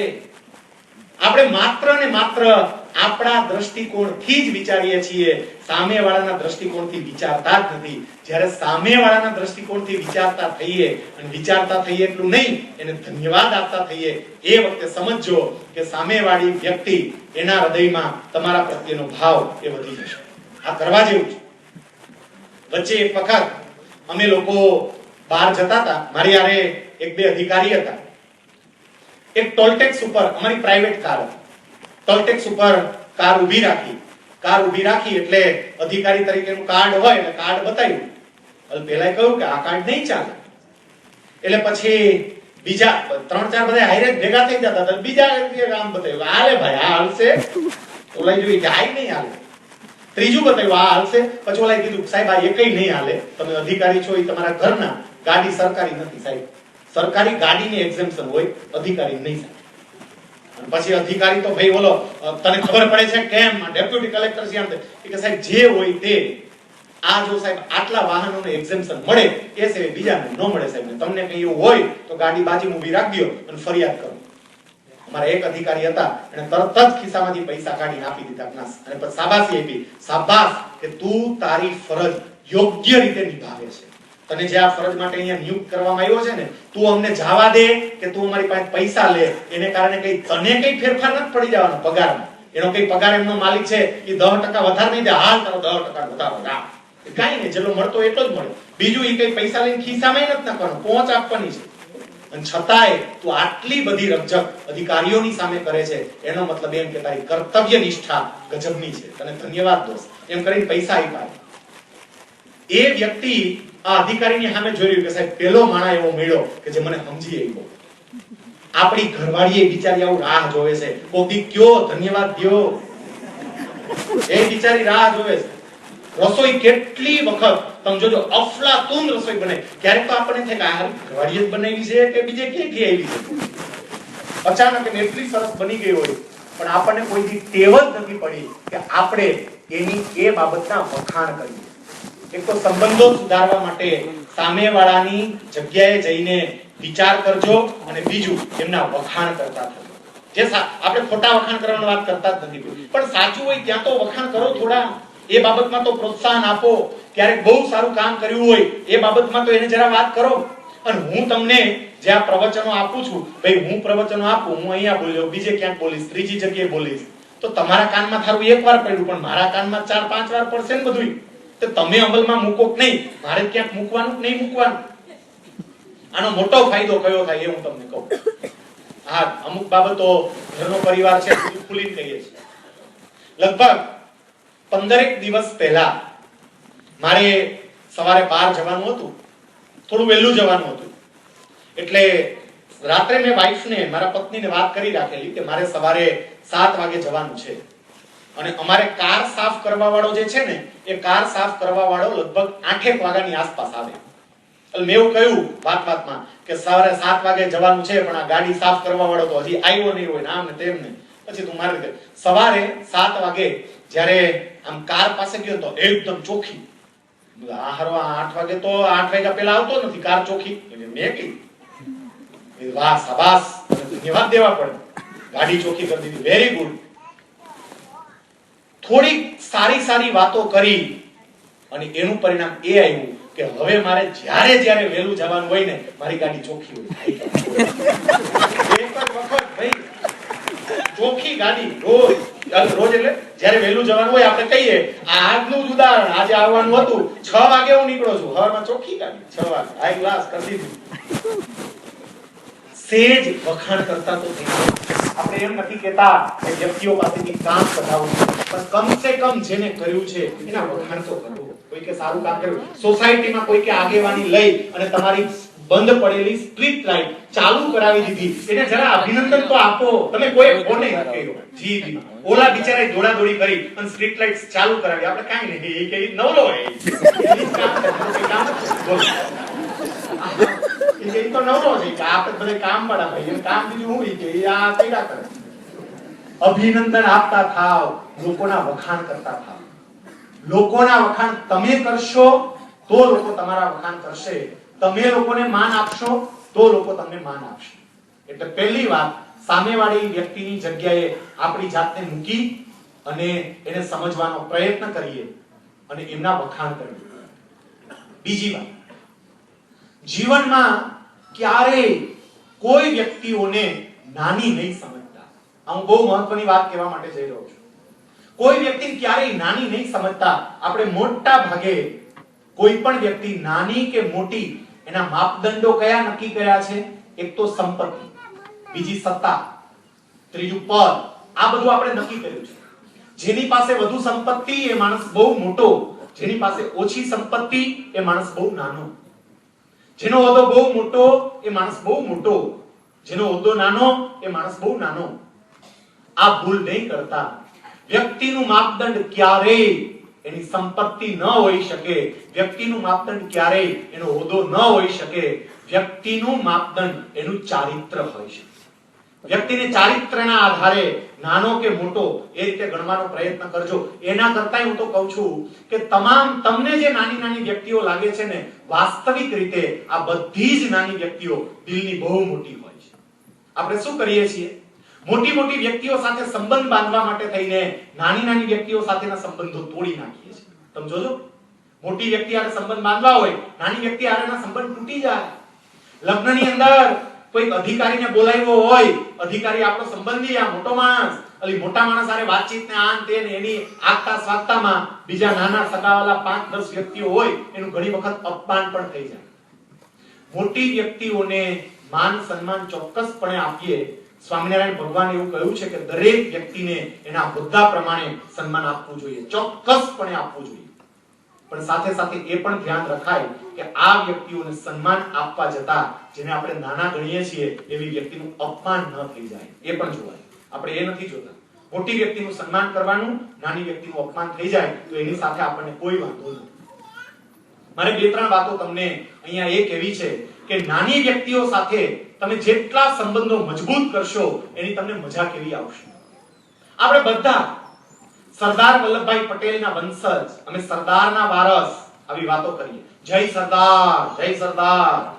આખું ગુજરાત ગધે એવું જય સરદાર કહી ગઈ. પણ સરદારને સાચા અર્થમાં સમજ્યા કેટલા? સરદાર વિશે ઊભા કરીને અહીંયા 5 વાક્ય બોલવાના કે રામ છે બોલી શકે તો? સરદારે જીવનની અંદર જે કર્યું એ થોડું શીખીએ તો ખરા. સરદાર સાહેબ પાસેથી આ બાબત શીખવા જેવી છે કે એને ક્યારેય કોઈ વ્યક્તિને નાની ગણી નથી. ક્યારેય. આટલા હોદ્દા પર પહોંચ્યા પછી પણ સરદાર કોઈ સામાન્ય હોદ્દા પર નહોતા પહોંચ્યા. સરદાર ક્યાં પહોંચ્યા હતા? આ દેશના પ્રથમ નાયબ વડાપ્રધાન હતા, આ દેશના પ્રથમ ગૃહમંત્રી હતા, અને એના કરતાંય એ તો વડાપ્રધાન બનવાના હતા. એ ઘટના કદાચ આપને ખ્યાલ હશે. હું થોડી પૂર્વ ભૂમિકા સાથે એની વાત કરું એટલે આપણો બાપ કેવો હતો એ આપણને ખબર પડે. યરવડા જેલમાં ગાંધીજી અને સરદાર બંને સાથે હતા. આઝાદી નહોતી મળી. બધા જ કાર્યકરો ભેગા થઈ અને એક સવારે આપણને આઝાદી મળે ત્યારે આપણે દેશનું સંચાલન કેવી રીતે કરશું એની ચર્ચા કરતા. સરદારનો વારો આવ્યો. અલગ અલગ વ્યક્તિઓ છે એને કયું ખાતું આપવું, કયું ખાતું આપવું એવી વાત ચાલતી હતી સ્વતંત્ર ભારતમાં. સરદાર સાહેબનો વારો આવ્યો. ગાંધીજીએ પૂછ્યું કે વલ્લભભાઈ તમને કયું ખાતું આપશું? અને એ વખતે સરદાર વલ્લભભાઈ પટેલ એવું કહે છે કે બાપુ હું તો તુંબડું અને ચીપિયાનું ખાતું લઈશ. તુંબડું અને ચીપિયાનું ખાતું એટલે સંન્યાસી બનીશ. આ વાત કરનારી વ્યક્તિ કોઈ સામાન્ય નથી. હું સંન્યાસી બનીશ એવું કહે છે અને બનીશ એવું નહીં એને સાબિત કરીને બતાવ્યું. એ માણસ જ્યાં સુધી રહ્યો એક સંન્યાસીની જેમ રહ્યો, જ્યાં સુધી રહ્યો ત્યાં સુધી. એના 2-3 પ્રસંગો ખાલી આપણે જોઈએ એટલે ખબર પડે. પહેલી તો એ વાક્ય સંન્યાસી કેવી રીતે હતા. એ સંન્યાસી કોને કહેવાય? આપણે ત્યાં સાધુ કોને કહેવાય એની એક વ્યાખ્યા કહીએ છીએ. જે કંચન અને કામિનીના ત્યાગી હોય એને સાધુ કહેવાય. જે સ્ત્રીને ત્યાગી શકે, સ્ત્રી હોય તો પુરુષને ત્યાગી શકે, વાઇસે વર્સા, બંને લેવાનું હોય. અને જે પૈસાને ત્યાગી શકે એ સંન્યાસી કહેવાય. આજના કહેવાતા સાધુઓ આ બંનેમાં લપેટાયેલા છે. બંનેમાં પૈસા જેટલા બાપના જ છે, જેટલા થાય એટલા ભેગા કરો. બાપના જ બધા બિઝનેસમેન ભેગા ન કરી શકે એટલા કહેવાતા સાધુએ પૈસા ભેગા કર્યા છે. અને બીજા કેવા કાળા ધંધા કરે છે કે આખી દુનિયા જાણે છે. અને બીજી તરફ તમે વલ્લભભાઈ પટેલનું જીવન જુઓ. 33 વર્ષની ભર યુવાન વયે એ વિધુર થાય છે. એમના પત્ની ઝવેરબા અવસાન પામે છે 33 વર્ષની વયે. 1909 માં એના પત્ની અવસાન પામ્યા અને સરદાર પટેલનું મૃત્યુ 1950 માં થયું. 1909 માં એના પત્ની અવસાન પામે છે, સરદાર પટેલ 1950 માં અવસાન પામે છે. પત્નીના અવસાન પછી 41 વર્ષ સરદાર પટેલ જીવ્યા છે, પણ આ 41 વર્ષમાં એક પણ એવો પ્રસંગ શોધીને લાવો કે સરદાર પટેલનું નામ અન્ય કોઈ સ્ત્રી સાથે ઉછળ્યું હોય. લાવો, એક પ્રસંગ લાવો. આના જેવો સન્યાસી બીજો ક્યાં જોવા મળે તમને? એક પણ પ્રસંગ નહીં. અને એટલું જ નહીં, ધનનો ત્યાગી. ધનના ત્યાગીમાં સરદાર વલ્લભભાઈ પટેલ જ્યારે અમદાવાદની અંદર વકીલાત કરતા હતા ત્યારે કેવું જીવન જીવતા હતા એ ના ખબર હોય તો કહું. વકીલને પહેરવાના જે કોલર, કોટ ઉપરના જે કોલર ચડાવે વકીલાત કરવા જતી વખતે, સફેદ કલરનું જે આમ લબડતું હોય તે ટાઈ પ્રકારનું, એ કોલર અમદાવાદનો ધોબી ધોવે એ વલ્લભભાઈ પસંદ નહોતું. એટલે એના કોલર ધોવા માટે છેક મુંબઈ જતા. અમદાવાદથી મુંબઈ જતા કેવું ઠાઠમાઠ ભર્યું જીવન આ માણસ જીવતા. પણ જ્યારે વલ્લભભાઈ પટેલનું અવસાન થયું 1950 માં, એ વખતે વલ્લભભાઈ પટેલની અંગત મિલકત કેટલી? આ દેશના નાયબ વડાપ્રધાન, આ દેશના ગૃહમંત્રી, એની અંગત મિલકત કેટલી? માત્ર 237 રૂપિયા. 237 રૂપિયા. એ સિવાય બીજી કોઈ જ મિલકત, એક પણ જમીનનો ટુકડો એના નામે નહીં, એક પણ મકાન એના નામે નહીં, કાંઈ જ નહીં. તમે વિચાર તો કરો, આ કેવો સંન્યાસી! એક પણ જમીનનો ટુકડો, મકાન, કશું. અરે ત્યાં સુધી કે જ્યારે એમને પોતાના મૃત્યુનો અંદાજો આવી ગયો કે હું હવે લાંબુ નહીં જીવી શકું, અને એ વખતે દીકરી મણિબેન અને ડાયાભાઈ પટેલ દીકરો, એ બંનેને બોલાવીને એવું કહે છે કે બેટા, મારા અવસાન પછી કદાચ આ લોકો મારી સમાધિ બનાવે, પણ એવું નહીં થવા દેતા, કારણ કે સમાધિ બનાવશે તો એ નામે પણ જગ્યા રોકાશે. હું એવું નથી ઈચ્છતો કે મારા મરણ પછી પણ આ દેશની 1 ઇંચ જગ્યા પણ હું રોકું.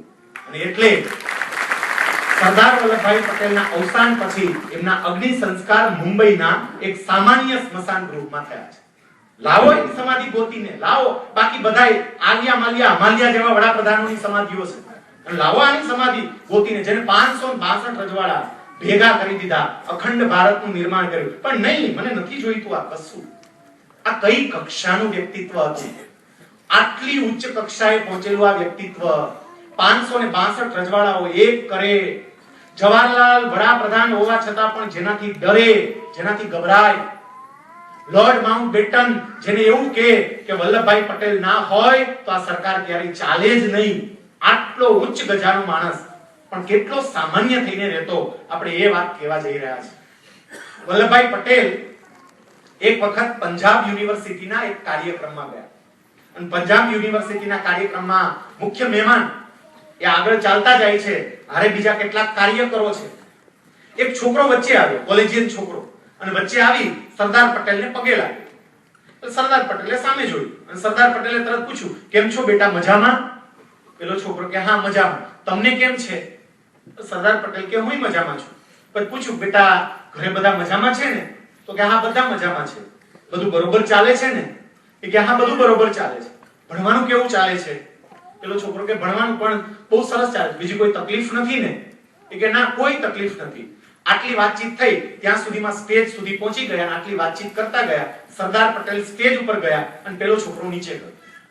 સ્ટેજ ઉપર સેજ બેઠા એટલે જે કાર્યકર્તા એની સાથે હતા એને તરત જ સરદાર પટેલને પૂછ્યું, તમારો કોઈ સગો હતો? અને એ વખતે સરદાર પટેલે કહ્યું, સગાની ક્યાં વાત કરો છો, હું તો એને ઓળખતોય નથી. પેલા માણસને આશ્ચર્ય થયું કે તમે એને ઓળખતા નથી તો તમે આટલી વાત શું કરતા હતા? તારા બાપા શું કરે છે, તારું ભણવાનું શું ચાલે છે, આવું બધું પૂછતા હતા કેમ? અને એ વખતે સરદાર સાહેબે જે જવાબ આપ્યો ને, એ જવાબ આપણે યાદ રાખવા જેવો છે. એમણે એવું કહ્યું કે એ ભલે હું ભલે એને ન ઓળખતો હોય, પણ એ તો મને ઓળખતો તો ને. હું કોણ છું એને તો ખબર હતી ને. મેં એની સાથે આટલો વર્તાવ કર્યો, હું તમને ગેરંટી સાથે કહું, આવું કાર્ય કરે સરદાર વલ્લભભાઈ પટેલ કે આ માણસ જિંદગીભર હવે મને નહીં ભૂલે. અને આ વાસ્તવિકતા છે. કોક દિવસ નાના માણસ સાથે તમે પ્રેમથી વાત કરજો, જિંદગીભર તમને નહીં ભૂલે. જો તમે મોટું વ્યક્તિત્વ હોય તો યાદ કરશે તો કેવડા મોટા શેઠ હતા હો, પણ મારી યાર જે વાત કરી ને, હા હે ખરેખર આ શેઠ એટલે શેઠ, પણ મારી યાર કેટલી પ્રેમથી વાત કરી. આજ સરદાર પટેલ ભારતના ગૃહમંત્રી દિલ્હીમાં એક વખત વહેલી સવારે પોતાની કારમાં પસાર થતા હતા અને રસ્તા ઉપર એને એક માણસને જોયું. કારમાંથી આમ બહાર જોતા હતા, તરત ધ્યાન ગયું એટલે સેજ હજી તો કાર આગળ ગઈ હતી, ડ્રાઈવરને ઊભી રાખવા માટે આદેશ આપ્યો. કાર ઊભી રાખ, કાર પાછી લે. ડ્રાઈવરે ગાડી પાછી લીધી. ગાડી પાછી લીધી એટલે પેલી વ્યક્તિ જે ચાલી જતી હતી ને, નીચે કાચ ઉતાર્યો અને સરદાર પટેલે સીધો અવાજ આપ્યો, એ જાદવજીભાઈ. અને ઓલો ચાલ્યો જતો તે માણસ આમ જોયું, સામે સરદાર પટેલને જોયા, દોડતો આવ્યો અને સરદાર પટેલને પગે લાગ્યો. પેલા ડ્રાઈવરને આશ્ચર્ય, સાથે બીજો કમાન્ડો હતો એને આશ્ચર્ય કે આ ગૃહમંત્રી કોને બોલાવે છે. તરત જ સરદારે કહ્યું, જાદવજીભાઈ કેમ છો? અરે વલ્લભભાઈ બહુ મજામાં. જાદવજીભાઈ ક્યાં છો? કે અત્યારે તો બનાસકાંઠામાં નોકરી કરું છું. સરદાર પટેલે જાહેર રસ્તામાં ગાડી ઊભી રાખી અને જેની આરે વાત કરી એ જાદવજીભાઈ અને સરદાર પટેલ, એ બંને વચ્ચે પરિચય કેટલો. સરદાર પટેલ 1928 માં બારડોલીમાં જ્યારે સત્યાગ્રહ ચલાવી રહ્યા હતા એ વખતે આ જાદવજીભાઈ બારડોલીમાં પોસ્ટ માસ્ટર હતા અને બહુ સારા દેશભક્ત હતા. એને કારણે સરદાર સાહેબ એમને ઓળખતા હતા. આ વાત હતી 1928 ની અને આ ઘટના બની એ હતી 1948. ક્યાં 1928, ક્યાં 1948? 20 વર્ષ પછી આ દેશની આટલી મોટી સમસ્યાઓ સંભાળતા પણ એને જાદવજીભાઈનો ચહેરો યાદ છે કે આ જાદવજીભાઈ છે. યાદ કરીએ છીએ, ગામડે જઈએ ત્યારે સુરતમાં આવ્યા, બહુ મોટા માણસ થઈ ગયા. સુરતમાં આવ્યા, ઘણી પ્રગતિ કરી, પણ ગામડે ગયા ત્યારે રસ્તામાં આટા મારતી કાકીને યાદ કરી, કા વનિતા કાકી કેમ છો? કોઈક વાત કરો. અને એ માણસને કેવું લાગશે કે આ સુરતમાં ગયા, સુરતની અંદર કેટલું બધું ઈ કે આને એને કેટલું મોટું કામ હોય ને તોય આપણને યાદ કરે, આપણને બોલાવે. કેવા માણગીલા છે, માણગીલા બનો. જેટલા માણગીલા બનશો અહીંયા એનો જે આનંદ આવશે ને એ વ્યક્ત થઈ જ ના શકે. અને આપણે નથી કરી શકતા. અમુક વ્યક્તિને તો મેં ત્યાં સુધી જોઈ છે કે અંગત વ્યક્તિઓને ત્યાં લગ્ન પ્રસંગમાં જાય પણ પોતાના હોદ્દાને અને પોતાના સ્ટેટસને બાજુમાં ના મૂકી શકે. એમનેમ સ્ટેટસને આરે લઈને આટા મારે. ખુરશી વગર બેહી નો વગે, બેહે નહીં. એટલે પલાઠી વાળી બે તારા હગારના લગ્નમાં આવ્યો છો, અહીંયા તું સાહેબ નથી. હું ક્લાસ 1 અધિકારી મારી ઓફિસમાં હોય, બાકી હું ઘરે જાઉં કે લગ્ન પ્રસંગમાં જાઉં તો એક સામાન્ય માણસ બની જવાય. ત્યાં મને ક્લાસ 1 અધિકારી તરીકે આમંત્રણ નથી મળ્યું, ત્યાં તો મને એક સામાન્ય માણસ તરીકે આમંત્રણ મળ્યું છે. મારે સામાન્ય માણસ તરીકે જવું જોઈએ. આપણે નથી કરી શકતા. બધે જ આપણા હોદ્દાઓ, આપણું સ્ટેટસ એ બધું હારે લઈને આટા મારીએ અને એટલે આ બાકીની બધી વ્યક્તિઓ આપણને બહુ સામાન્ય જેવી લાગે છે. પણ આ વ્યક્તિઓ સાથે જ્યારે આપણે પ્રેમથી વાત કરતા થઈશું ને એનું પરિણામ ગજબનું આવશે. એક છોકરો મને થોડા સમય પહેલા મળેલો. રાજકોટની અંદર અમારે ગ્રાન્ડ સેન્ટ્રલ મોલ છે. હવે તો એ મોલ બંધ થવા આવ્યો. એ ગ્રાન્ડ સેન્ટ્રલ મોલની અંદર રવિવારે હું મારા પત્નીની જોડે ખરીદી કરવા માટે ગયેલો. એક યુવાન છોકરો, લગભગ એની 18 વર્ષની ઉંમર, જરા ધ્યાનથી સાંભળજો, 18 કે 19 વર્ષનો હશે. પણ એના કપડા ઉપરથી ખબર પડે કે આ છોકરો ગજબનો ફેશનેબલ છોકરો હતો. ગજબ. એનું પેન્ટ, એનું ટી-શર્ટ, એની હેરસ્ટાઈલ, આ બધું તમે જોવો તો તમને એવું લાગે કે આ કોઈ અભિનેતા હશે. એ છોકરો, એની સાથે જે ભાઈ હતા ને એ ગામડાના બાપા હતા કે જેને ચોરણી પહેરેલી હતી, જેને કડિયું પહેરેલું હતું અને માથે પાઘડી વાળેલી હતી. બે હાવ આમ ઉત્તર અને દક્ષિણ ધ્રુવ જેવા. એક આધુનિક દુનિયાનો માણસ અને બીજું ગામડાના બાપા. અને પેલો છોકરો ગામડાના આ બાપાને બધું બતાવે, આટા મારે. જો આ બાપા કે જો તમે એને ગામડામાં બાપા બૂટ લેવા ક્યાં છો? તો મોચી ન્યા દે બાપા આ જો અહીંયા બાપા અહીં બધે જો આ બૂટ બસ તમારે જેવા જોઈએ ને બાપા. અને અહીંયા એને 25000 સુધીના બૂટ મળે, 25000 ના. આ બે વાતો કરે. મને વાતો સાંભળવામાં એટલો રસ, એટલે ઘરવાળીને છોકરાને એવું કહ્યું તમે થોડી વાર બેસો, મને આની આટા મારવા. એ છોકરો એટલી વાતો કરે, દાદા અરે દાદાને બધું બતાવે. જો દાદા ગામડે કે તમારે સીડી ચડવાની હોય તો તમારે આ પગથિયા આપણે ચડવા પડે ને દાદા, અહીં ચડવાની જ નહીં. જો આ જો ઓટોમેટિક થઈ દાદા, જો બધા માણસ જો ઉપર ચડે, હાલો હું તમને લઈ જાઉં. દાદા બિચારા બીવે. આ છોકરો એકલો ઉપર ચડે, પાછો બીજેથી ઉતરીને આવે એમ કે જો દાદા બીવાય નહીં, આ બધાઈ જાય, હાલો એમ કરીને ઉપર લઈ ગયો. છોકરો દાદા સાથે આવું બધું કરે એને કારણે ત્યાંથી નીકળતી છોકરીઓ આ છોકરા સામે જોઈને હસે. કારણ કે એવું લાગે ને કે આ ગાંડા જેવું શું કરે છે. આ 10-15 મિનિટ બધું મેં જોયું. પછી છોકરા પાસે ગયો, મારો પરિચય આપ્યો. મેં એવું કહ્યું કે દોસ્ત, હું તને 15 મિનિટથી જોઉં છું, તું દાદા સાથે જે વાતો કરે છે એ પણ હું સાંભળું છું. દોસ્ત, તારા આ દાદા સાથેના વર્તનને કારણે છોકરીઓ તારા ઉપર હસે છે. તને એવું નથી લાગતું કે આ છોકરીઓ તારું અપમાન કરી રહી છે? એ વખતે એમને બહુ સરસ જવાબ આપ્યો કે સાહેબ, એ છોકરીઓને મારે શું લેવા દેવા છે, પણ આ વ્યક્તિ મારા જીવનમાં બહુ અગત્યની સાહેબ. અને પછી એમણે કહ્યું કે આ વ્યક્તિ બીજું કોઈ નહીં, મારા પોતાના દાદા છે. પપ્પાને અહીંયા રાજકોટમાં નોકરી હતી એટલે અમે લોકો વર્ષોથી અહીંયા આવી ગયા છે. સાહેબ, મને બરોબર યાદ છે કે હું નાનો હતો અને ગામડે જતો ને સાહેબ, ત્યારે મારા આ દાદા પોતાના ખભા ઉપર મને બેસાડી અને ગામની બજારમાં વચ્ચેથી લઈ જતા. સાહેબ, ખભા ઉપર બેસાડતા મને, ગામની બજારમાંથી વચ્ચેથી લઈ જાય, ગામના પાદરમાં જાય, કંદોઈને ત્યાંથી એક પેંડો લઈ દે અને પેંડો ખવડાવે.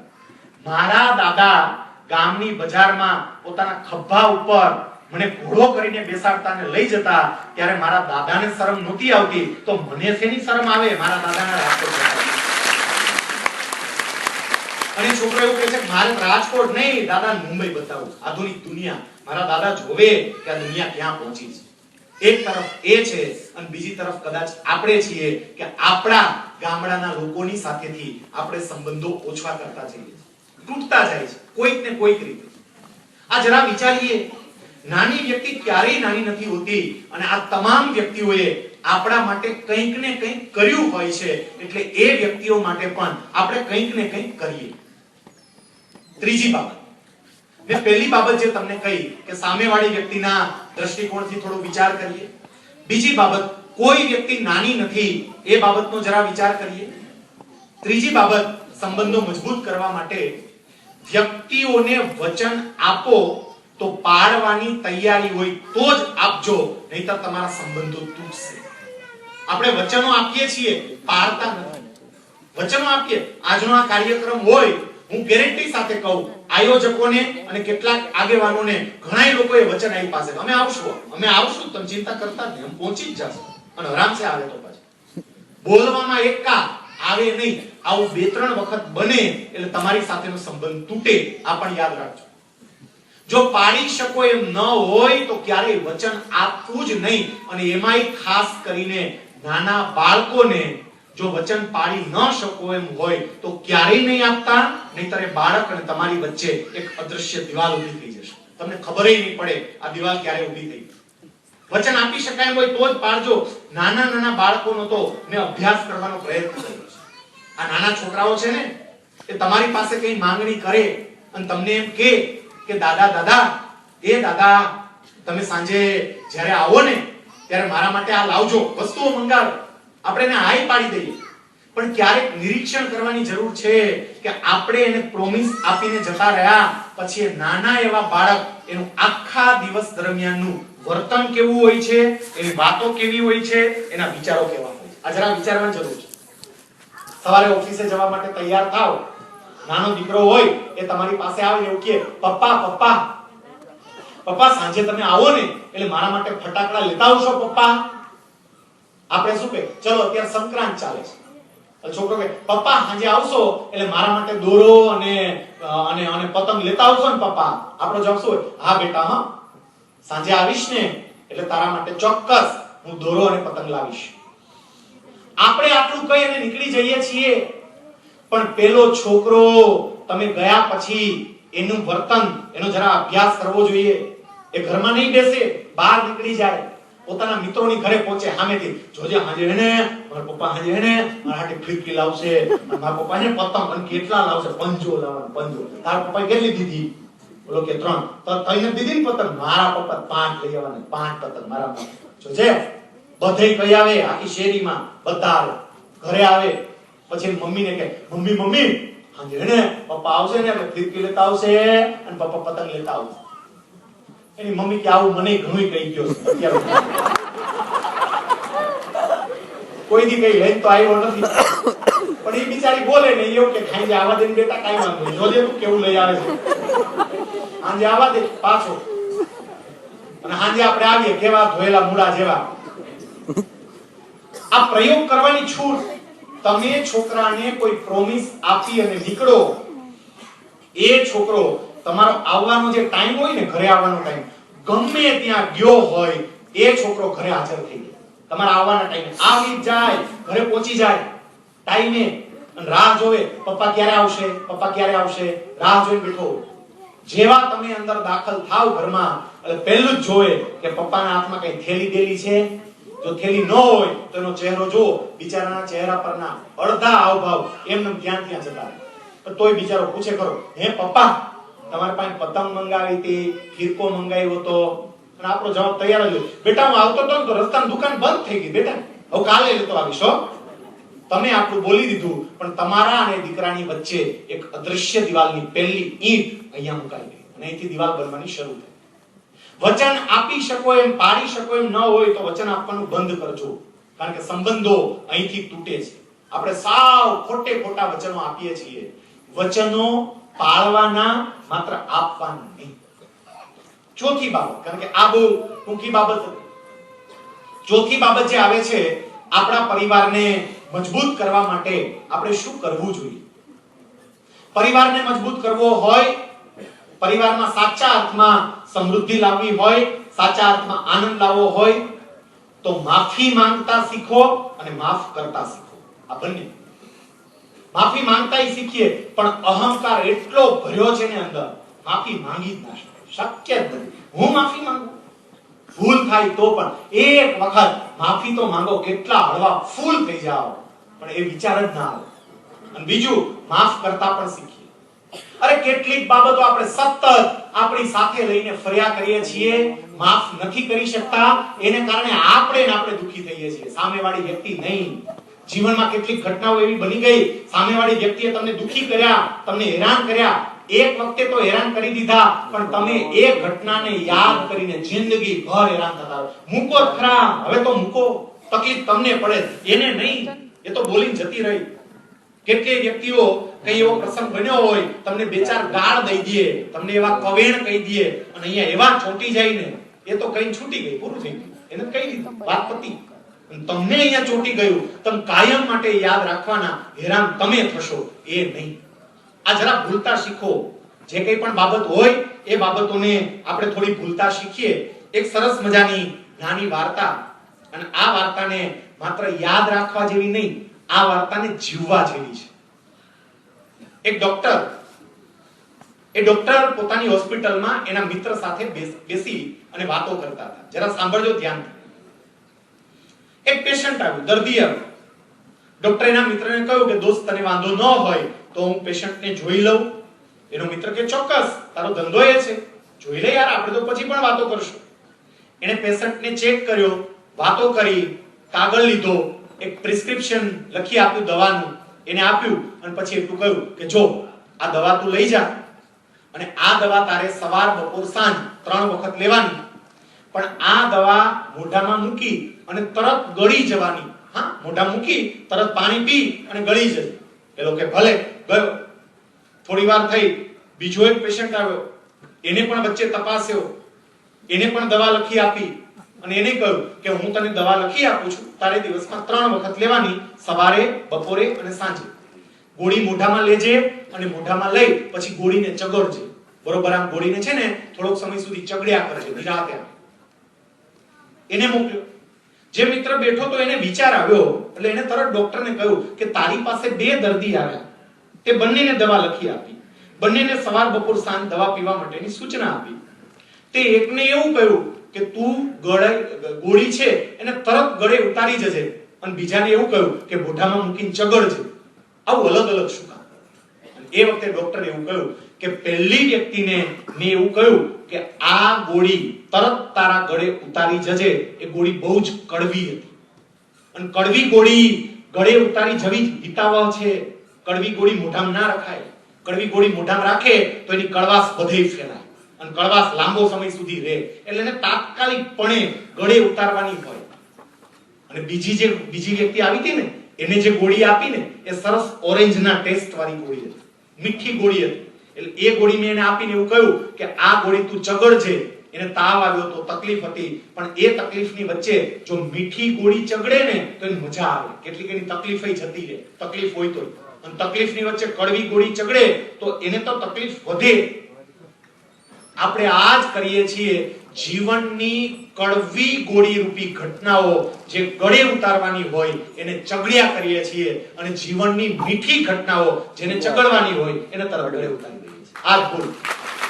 એને કારણે બધી તકલીફો થાય છે. જેટલી કડવી ઘટના હોય કેટલી ચગડ કરીએ છીએ.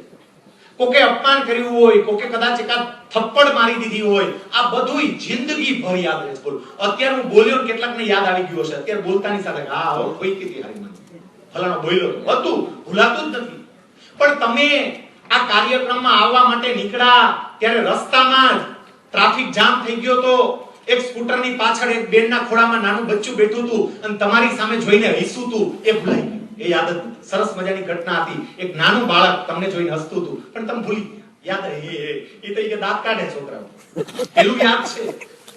જેટલી ઘટનાઓ દુઃખદ હોય એ ઘટનાઓને માણસ નીચે મૂકતા શીખે તો જ એ માણસ આનંદ પ્રાપ્ત કરી શકે. કેટલીક વ્યક્તિઓ કે સાહેબ આપણે થોડા સાધુ સંન્યાસી છીએ. સાધુ સંન્યાસી નથી એ વાત સાચી, પણ ઘટનાઓને વારંવાર યાદ કરીને તમને શું મળશે એ તમે વિચારો. ચલો સાધુ સંન્યાસી નથી તો વારંવાર યાદ કરવાથી ફાયદો શું, તમને શું મળવાનું છે એની જરા કલ્પના કરી જુઓ. આ બાબત ખરેખર વિચારવા જેવી છે. એક પ્રયોગ ઘણી વખત અમે સેમિનાર લેવા માટે જઈએ ત્યાં કરીએ. મોટી પાણીની બોટલ હોય, પછી પાણીની બોટલ હોય એને આમ હાથમાં પકડાવીએ પછી એમ કહીએ કે ભાઈ આ પાણીની બોટલનું વજન કેટલું? ઓલો આમ પકડે પછી કે સાહેબ ઈ તો કેમ ખબર પડે? આપણે કે અટકળે તો કે એલા આ પાણીની બોટલનું વજન કેટલું? આમ અટકળે જોઈને એવું કે સાહેબ આ લગભગ 0.5 કિલો હોય એવું લાગે છે. આપણે કે ઓકે પકડી રાખ. આમ પકડી રાખ. 15 મિનિટ પકડી રાખે પછી આપણે કઈ હવે કેટલું વજન લાગે છે? મારું વધ્યું એવું લાગે છે. પછી કલાક જેવું થાય. હવે સાહેબ મારું ડબલ થઈ ગયું. જેમ જેમ પકડી રાખે પછી હાથ દુખે, એકદમ પીડા. આપણે એ નીચું નહીં, ઊંચું પકડ. 1.5 કલાકમાં માણા કંટાળી જાય. આપણે પૂછે કે અરે સાહેબ આ તો ભણ જેટલી ભારે થઈ ગઈ, હવે મૂકવા દયો જલ્દી હેઠી. જેટલી દુઃખદ ઘટનાઓને પકડી રાખશો ને ઘટના એ જ રહેશે, પણ વજન સતત વધતું જશે અને તમારો હાથ દુખશે, તમારું હૈયું દુખશે. એને નીચે મૂકતા શીખો. જેટલી પકડી રાખો વજન વધે, બહુ વધે. માફ કરતા શીખીએ અને માફ કરતા શીખો ને તો એની મજા કંઈક જુદી છે. માફી આપવાની મજા જુદી છે. એક વખત માફ કરતા શીખો. કોઈકને દીકરાએ ભૂલ કરી, માફ કરી દો. અરે તમારો પેટનો દીકરો છે, બીજાનો ક્યાં છે? આપણે સગા દીકરાને માફ નથી કરી શકતા. બોલો કેટલાક મા-બાપ સગી દીકરીને માફ ના કરે. થઈ ગઈ ભૂલ, છોકરું છે એને માફ તો કરો. એક વખત દીકરાએ ભૂલ કરી, દીકરીએ ભૂલ કરી, કદાચ મા-બાપથી પણ નાની મોટી ભૂલ થઈ ગઈ. માફ કરતા શીખો અને માફ કરશો તો તમારો સંબંધ. પાડોશમાં કોઈ બેન રહેતા હતા, એના ઘરનો કચરો ઉપાડી અને આપણે ત્યાં નાખ્યો. કે માફ કઈ સાહેબ માફ ન કરાય. આમાં માફ કરવામાં સાહેબ આમાં જ રહી ગયા. આપણે માફ કર્યું એમાં માફ નહીં કરવાનું. એ તો સાહેબ અને કેટલાક તો છોકરાને સલાહ આપે. બોલો ઘરમાં મેં જોયું છે બેનો એની માં છોકરાને કે જો કોઈનો માર ખાઈને આવતો નહીં, માર ખાઈને આવ્યો મારો દીકરો નહીં, હા મેં મારીને આવજે, માર ખાઈને નહીં આવવાનું. આવી સલાહ આપે. છોકરાને મજબૂત કરીએ પણ સાથે સાથે એ માફી માંગતા શીખે એ બહુ જરૂરી છે. કામ પ્રેમથી થાય ને એ કામ ક્યારેય ધાક ધમકી કે દબાણથી ના થાય. કૃષ્ણના જીવનમાંથી એક વાત શીખવા જેવી છે. ભગવાન કૃષ્ણએ વાંસળીનો ઉપયોગ પણ કર્યો છે અને ભગવાન કૃષ્ણએ સુદર્શન ચક્રનો ઉપયોગ પણ કર્યો છે, પરંતુ એને વાંસળી વધારે વાપરી છે, સુદર્શન ચક્રનો ઉપયોગ બહુ ઓછો કર્યો છે. પેલા વાંસળી જ વગાડે અને વાંસળીથી કામ ના થાય ને ત્યારે જ સુદર્શન ચક્ર હાથમાં લે અને આપણે સીધું જ સુદર્શન બહુ એટલે વાંસળી વગાડ પેલા થોડી વાર વાંસળી વગાડ સીધું સુદર્શન હા મેરે છોડ માફ કરતા શીખ વાંસળી વગાડ પ્રેમ કરતા શીખ પણ એ છે જ નહીં. બીજું જેવી રીતે માફી માંગતા શીખીએ એ જ રીતે માફ કરતા પણ શીખીએ. સામેવાળી વ્યક્તિએ ભૂલ કરી આપણે જે કહીએ છીએ થોડુંક માફ કરીએ અને આપણી ભૂલ થઈ હોય તો આપણે માફી માંગતા શીખીએ. એ આપણે નથી માંગી શકતા. માફ કરતા શીખી ગયા ચલો માફ કર્યું. હવે ભૂલ થતી હોય ત્યાં માફી માંગીએ અને માફી માંગવાને કારણે હૃદય જે હળવું થાય એ અદ્ભુત રીતે હળવું થાય. એક પ્રયોગ કરવા જેવો છે. મેં તો કર્યો અને કેટલાક મિત્રોએ કર્યો એને મજાઈ બહુ આવી. જીવનમાં આપણે કેટલીક ભૂલો એવી કરી છે કે જે ભૂલો આપણે બીજા કોઈને કહી શકીએ નથી. કહેવાય એમ જ નથી. કોઈને નહીં, નજીકનો મિત્ર હોય એને કહેવાય એવું નથી, નહીતર હારી તકલીફ પડી જાય એવું છે. એવી ભૂલો કરીને બેઠા છે. અને કેટલીક વ્યક્તિઓને આવી ભૂલોનો મોટો ભાર પણ લાગે છે. આવી જે ભૂલો તમે કરી હોય એ ભૂલોને એક કાગળમાં લખો અને એક કાગળમાં લખી એ કાગળની એક ચિઠ્ઠી તૈયાર કરો. આપણી જે ભૂલો થઈ ગઈ છે આ ખરેખર કરવા જેવું છે. જેટલી ભૂલો થઈ ગઈ છે બધી જ કાગળમાં લખીએ યાદ કરી કરીને અને કાગળને પેક કરીએ અને કાગળને પેક કરી ભગવાનના દર્શન કરવા માટે જઈએ ત્યારે દાન પેટીમાં રોજ પૈસા નાખીને આવીએ છીએ. એક દિવસ આ ભૂલો નાખીને આવો અને ભગવાનની માફી માંગો કે આટલી ભૂલો થઈ ગઈ જ પ્રભુ, પણ હવે એવી શક્તિ આપ કે હું આનું રિપીટેશન ના કરું, આ ફરીથી પુનરાવર્તિત ના થાય, આ ભૂલ ફરીથી ન કરી બેસું એવું મને બસ બળ આપ. મેં બીજા કોઈ પાસે હું કબૂલી નથી શકતો પણ હું તારી પાસે કબૂલ માફી માંગુ. અને માફી માંગીએ એનો આનંદ કેવો હોય મારા એક અનુભવની વાત કરું. જ્યારે ગુજરાત સરકારમાં ક્લાસ 1 અધિકારી તરીકે મારી પસંદગી થઈ, ડાયરેક્ટ ક્લાસ 1 અધિકારીમાં આવ્યો એટલે એનો આનંદ બહુ હોય.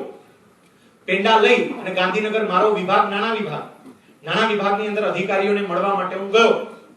બધા જ અધિકારીઓને પેંડા ખવડાવ્યા. નીચે મારી ગાડી પાર્ક કરેલી હતી. અમારી જે ઓફિસ છે એ સેકન્ડ ફ્લોર ઉપર હતી. સેકન્ડ ફ્લોર ઉપર ગયો. પટ્ટાવાળા જે હતા એ પટ્ટાવાળાને કહ્યું કે તમામ સાહેબોની ચેમ્બરમાં જઈ આ બોક્સ લઈ જાઓ અને દરેક સાહેબનું મોઢું મીઠું કરાવો. 2 બોક્સ હતા, 2 પટ્ટાવાળાને આપ્યા. બંને પટ્ટાવાળા ગયા, તમામ જગ્યાએ વેચીને આવ્યા, પાછા આવ્યા હતા 2 બોક્સ ખાલી. એટલે બધા અધિકારીઓને મળ્યા પણ પટ્ટાવાળા રહી ગયા. પટ્ટાવાળાને પેંડો ના મળ્યો. પછી મને વિચાર આવ્યો બિચારો પટ્ટાવાળો તો રહી ગયો. પછી મને એમ થયું પાછું પણ એને પેંડો આપવો હોય તો નીચે 2 દાદરા ઉતરવા પડે, પછી ગાડીમાંથી બોક્સ કાઢવું પડે, પછી પાછું ઉપર આવવું પડે, પાછું ઉપર આવીને એને પેંડો આપવો પડે. આટલું બધું કેમ કરવું એમ? પછી એમ થયું કદાચ હવે એના નસીબમાં નહીં હોય એમ કરી અને હું નીચે આવ્યો અને ગાડી ચાલુ કરી. જૂના સચિવાલયની હું વાત કરું છું ગાંધીનગરમાં. ગાડી ચાલુ કરી અમારો બ્લોક નંબર 17 થી ગાડી ચાલુ કરી અને દરવાજાની બહાર નીકળું ત્યાં સુધીમાં સતત વિચાર આવ્યા કરે હું આ ખરાબ નથી કરી રહ્યો, હું કઈ ખોટું નથી કરી રહ્યો, પટ્ટાવાળા કેમ રહી જાય છે.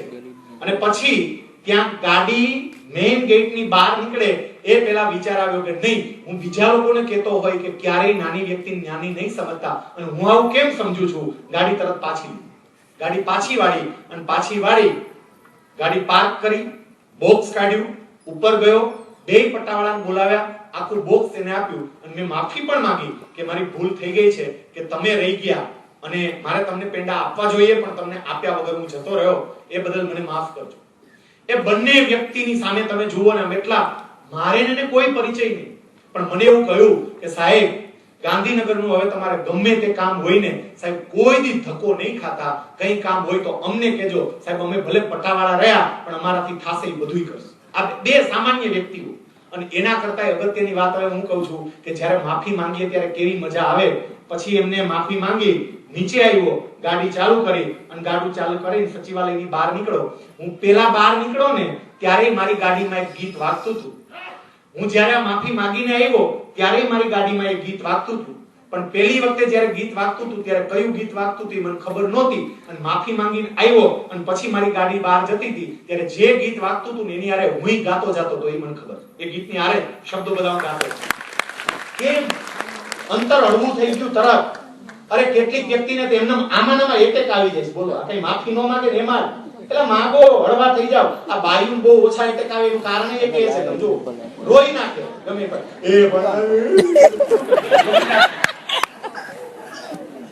ભાઈડો અરે કે ભાઈડાની એક મારા તો આંખ મારું ન આવે, ઝટકા આવે,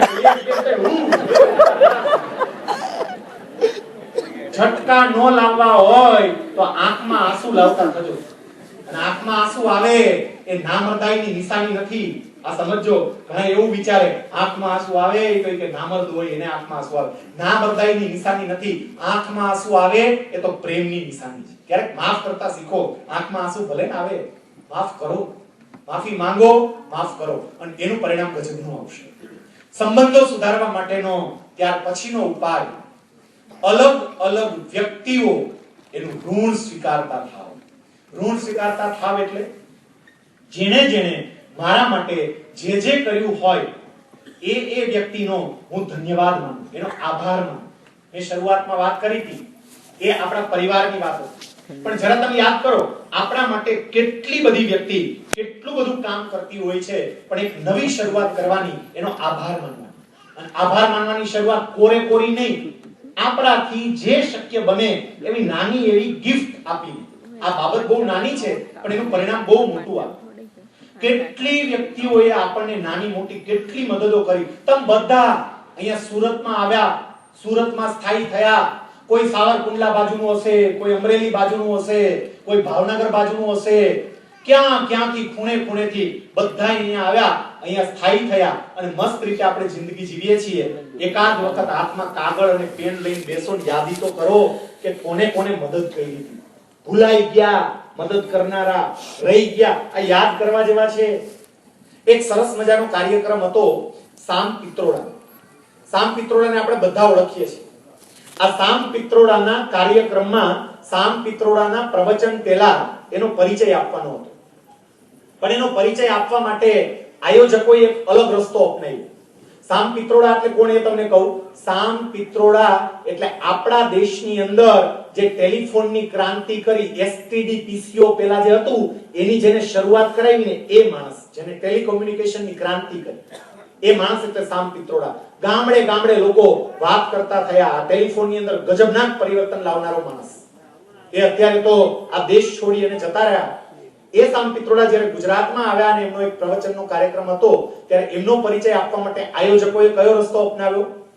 સામ પિત્રોડા સુરેન્દ્રનગર જિલ્લાના ટીકર નામના નાના એવા ગામના વતની, અને બહુ એમની સામાન્ય પરિસ્થિતિ, સુથાર પરિવારમાંથી આવે. આ આયોજકો એના ટીકર ગામમાં પહોંચી ગયા અને ટીકર ગામની અંદર તપાસ કરી કે સામ પિત્રોડાની પરિસ્થિતિ સાવ સામાન્ય હતી અને સામ પિત્રોડા આ ગામની અંદર નાના બાળક તરીકે જીવન જીવતા હતા. ત્યારે સામ પિત્રોડાને મદદ કરી હોય એવી વ્યક્તિઓ અત્યારે જીવતી છે અને એવી 8-10 વ્યક્તિઓ મળી ગઈ. જુદા જુદા મોટી મોટી ઉંમરના ડોસાઓ ડોસીઓ હતી. એક માજી આવ્યા, એ માજી કે હા ઈ સામલાને તો ઓળખું, હવે સામલો ઈ કે પગમાં સંપલ ય નતો પહેરતો, એને હું સંપલ દેતી ગયો. એક ડોહીમાનું આ લઈ લીધું શૂટિંગ, આટલું જ, ખાલી 10-15 સેકન્ડ નું હોય. ઈ કે માજી બોલો, આજ બોલો. જેને જેને મદદ કરી હતી બધાના શૂટિંગ લઈ લીધા. અને પછી સામ પિત્રોડાનું પ્રવચન શરૂ થવાનું હતું. એ પહેલા એનાઉન્સરે પરિચય આપવાનો હતો અને પરિચયમાં એનાઉન્સર એટલું બોલ્યા કે સામ પિત્રોડાનો પરિચય આપવાનો ન હોય, કારણ કે સામ પિત્રોડાને માત્ર ભારત નહીં દુનિયા ઓળખે છે. પણ આજે એક નવા સામ પિત્રોડાનો પરિચય આપવો છે કે જેને કદાચ સામ પિત્રોડા પોતે ભૂલી ગયા હશે અને આપણે વિડિયો દ્વારા એ પરિચય મેળવીએ. એમ કરીને ઓલો વિડિયો ચાલુ થયો તો ઓલા માજી આવ્યા સીધા હા સાંભળો કરતા, અને એ જ રીતે બીજા બાપા બધે 3 મિનિટ આ અલગ અલગ વિડિયો ચાલી અને 3 મિનિટ સુધી સામ પિત્રોડાની આંખમાંથી કોન્સ્ટન્ટલી આંસુ ચાલુ હતા. એ માણસ જ્યારે પ્રવચન કરવા માટે આવ્યા ત્યારે પહેલું જ બોલ્યા કે આજના આ કાર્યક્રમમાં ન આવ્યો હોત તો મારી જિંદગીની મોટામાં મોટી ભૂલ હતી, કારણ કે આ બધી વ્યક્તિઓ જેને પાયામાં મને મદદ કરી એને તો હું ભૂલી જ ગયો છું. મને યાદ જ નથી કે આ વ્યક્તિઓએ મને મદદ કરી. યાદ કરો એ વ્યક્તિઓને જેને આપણને મદદ કરી છે. એક સરસ મજાની વાર્તા, અને આ વાર્તાને પણ કેટલીક વાર્તાઓ મેં તમને એવી કીધી ને કે એમાં મેં ભારપૂર્વક કહ્યું કે આ વાર્તાઓને જિંદગીભર યાદ રાખજો, જિંદગીભર, એને ભૂલવા જેવી નથી. અને એ પૈકીની આ એક વાર્તા છે, જિંદગીભર યાદ રાખવા જેવી છે. એક ગામની બહાર પાદરમાં એક આંબાનું વૃક્ષ. એ એ આંબાના વૃક્ષ પાસે એક બાળક રમવા માટે આવે. રોજ રમવા માટે આવે, આંબા જોડે રમે, આંબાને ગમે, ભૂખ લાગે એટલે આંબામાંથી કેરી ઉતારે, કેરી ખાઈ લે, ઊંઘ આવે એટલે આંબાના છાયામાં સૂઈ જાય. રોજ રમવા માટે આવે, આંબાને પણ બહુ ગમે, આંબો પણ એમની સાથે રમે. અમુક સમય થયો ને પછી પેલો છોકરો આવતો બંધ થઈ ગયો. આંબો આમ રાહ જોયો કે કેમ નો આવ્યો, કેમ નો દેખાતો જ બંધ.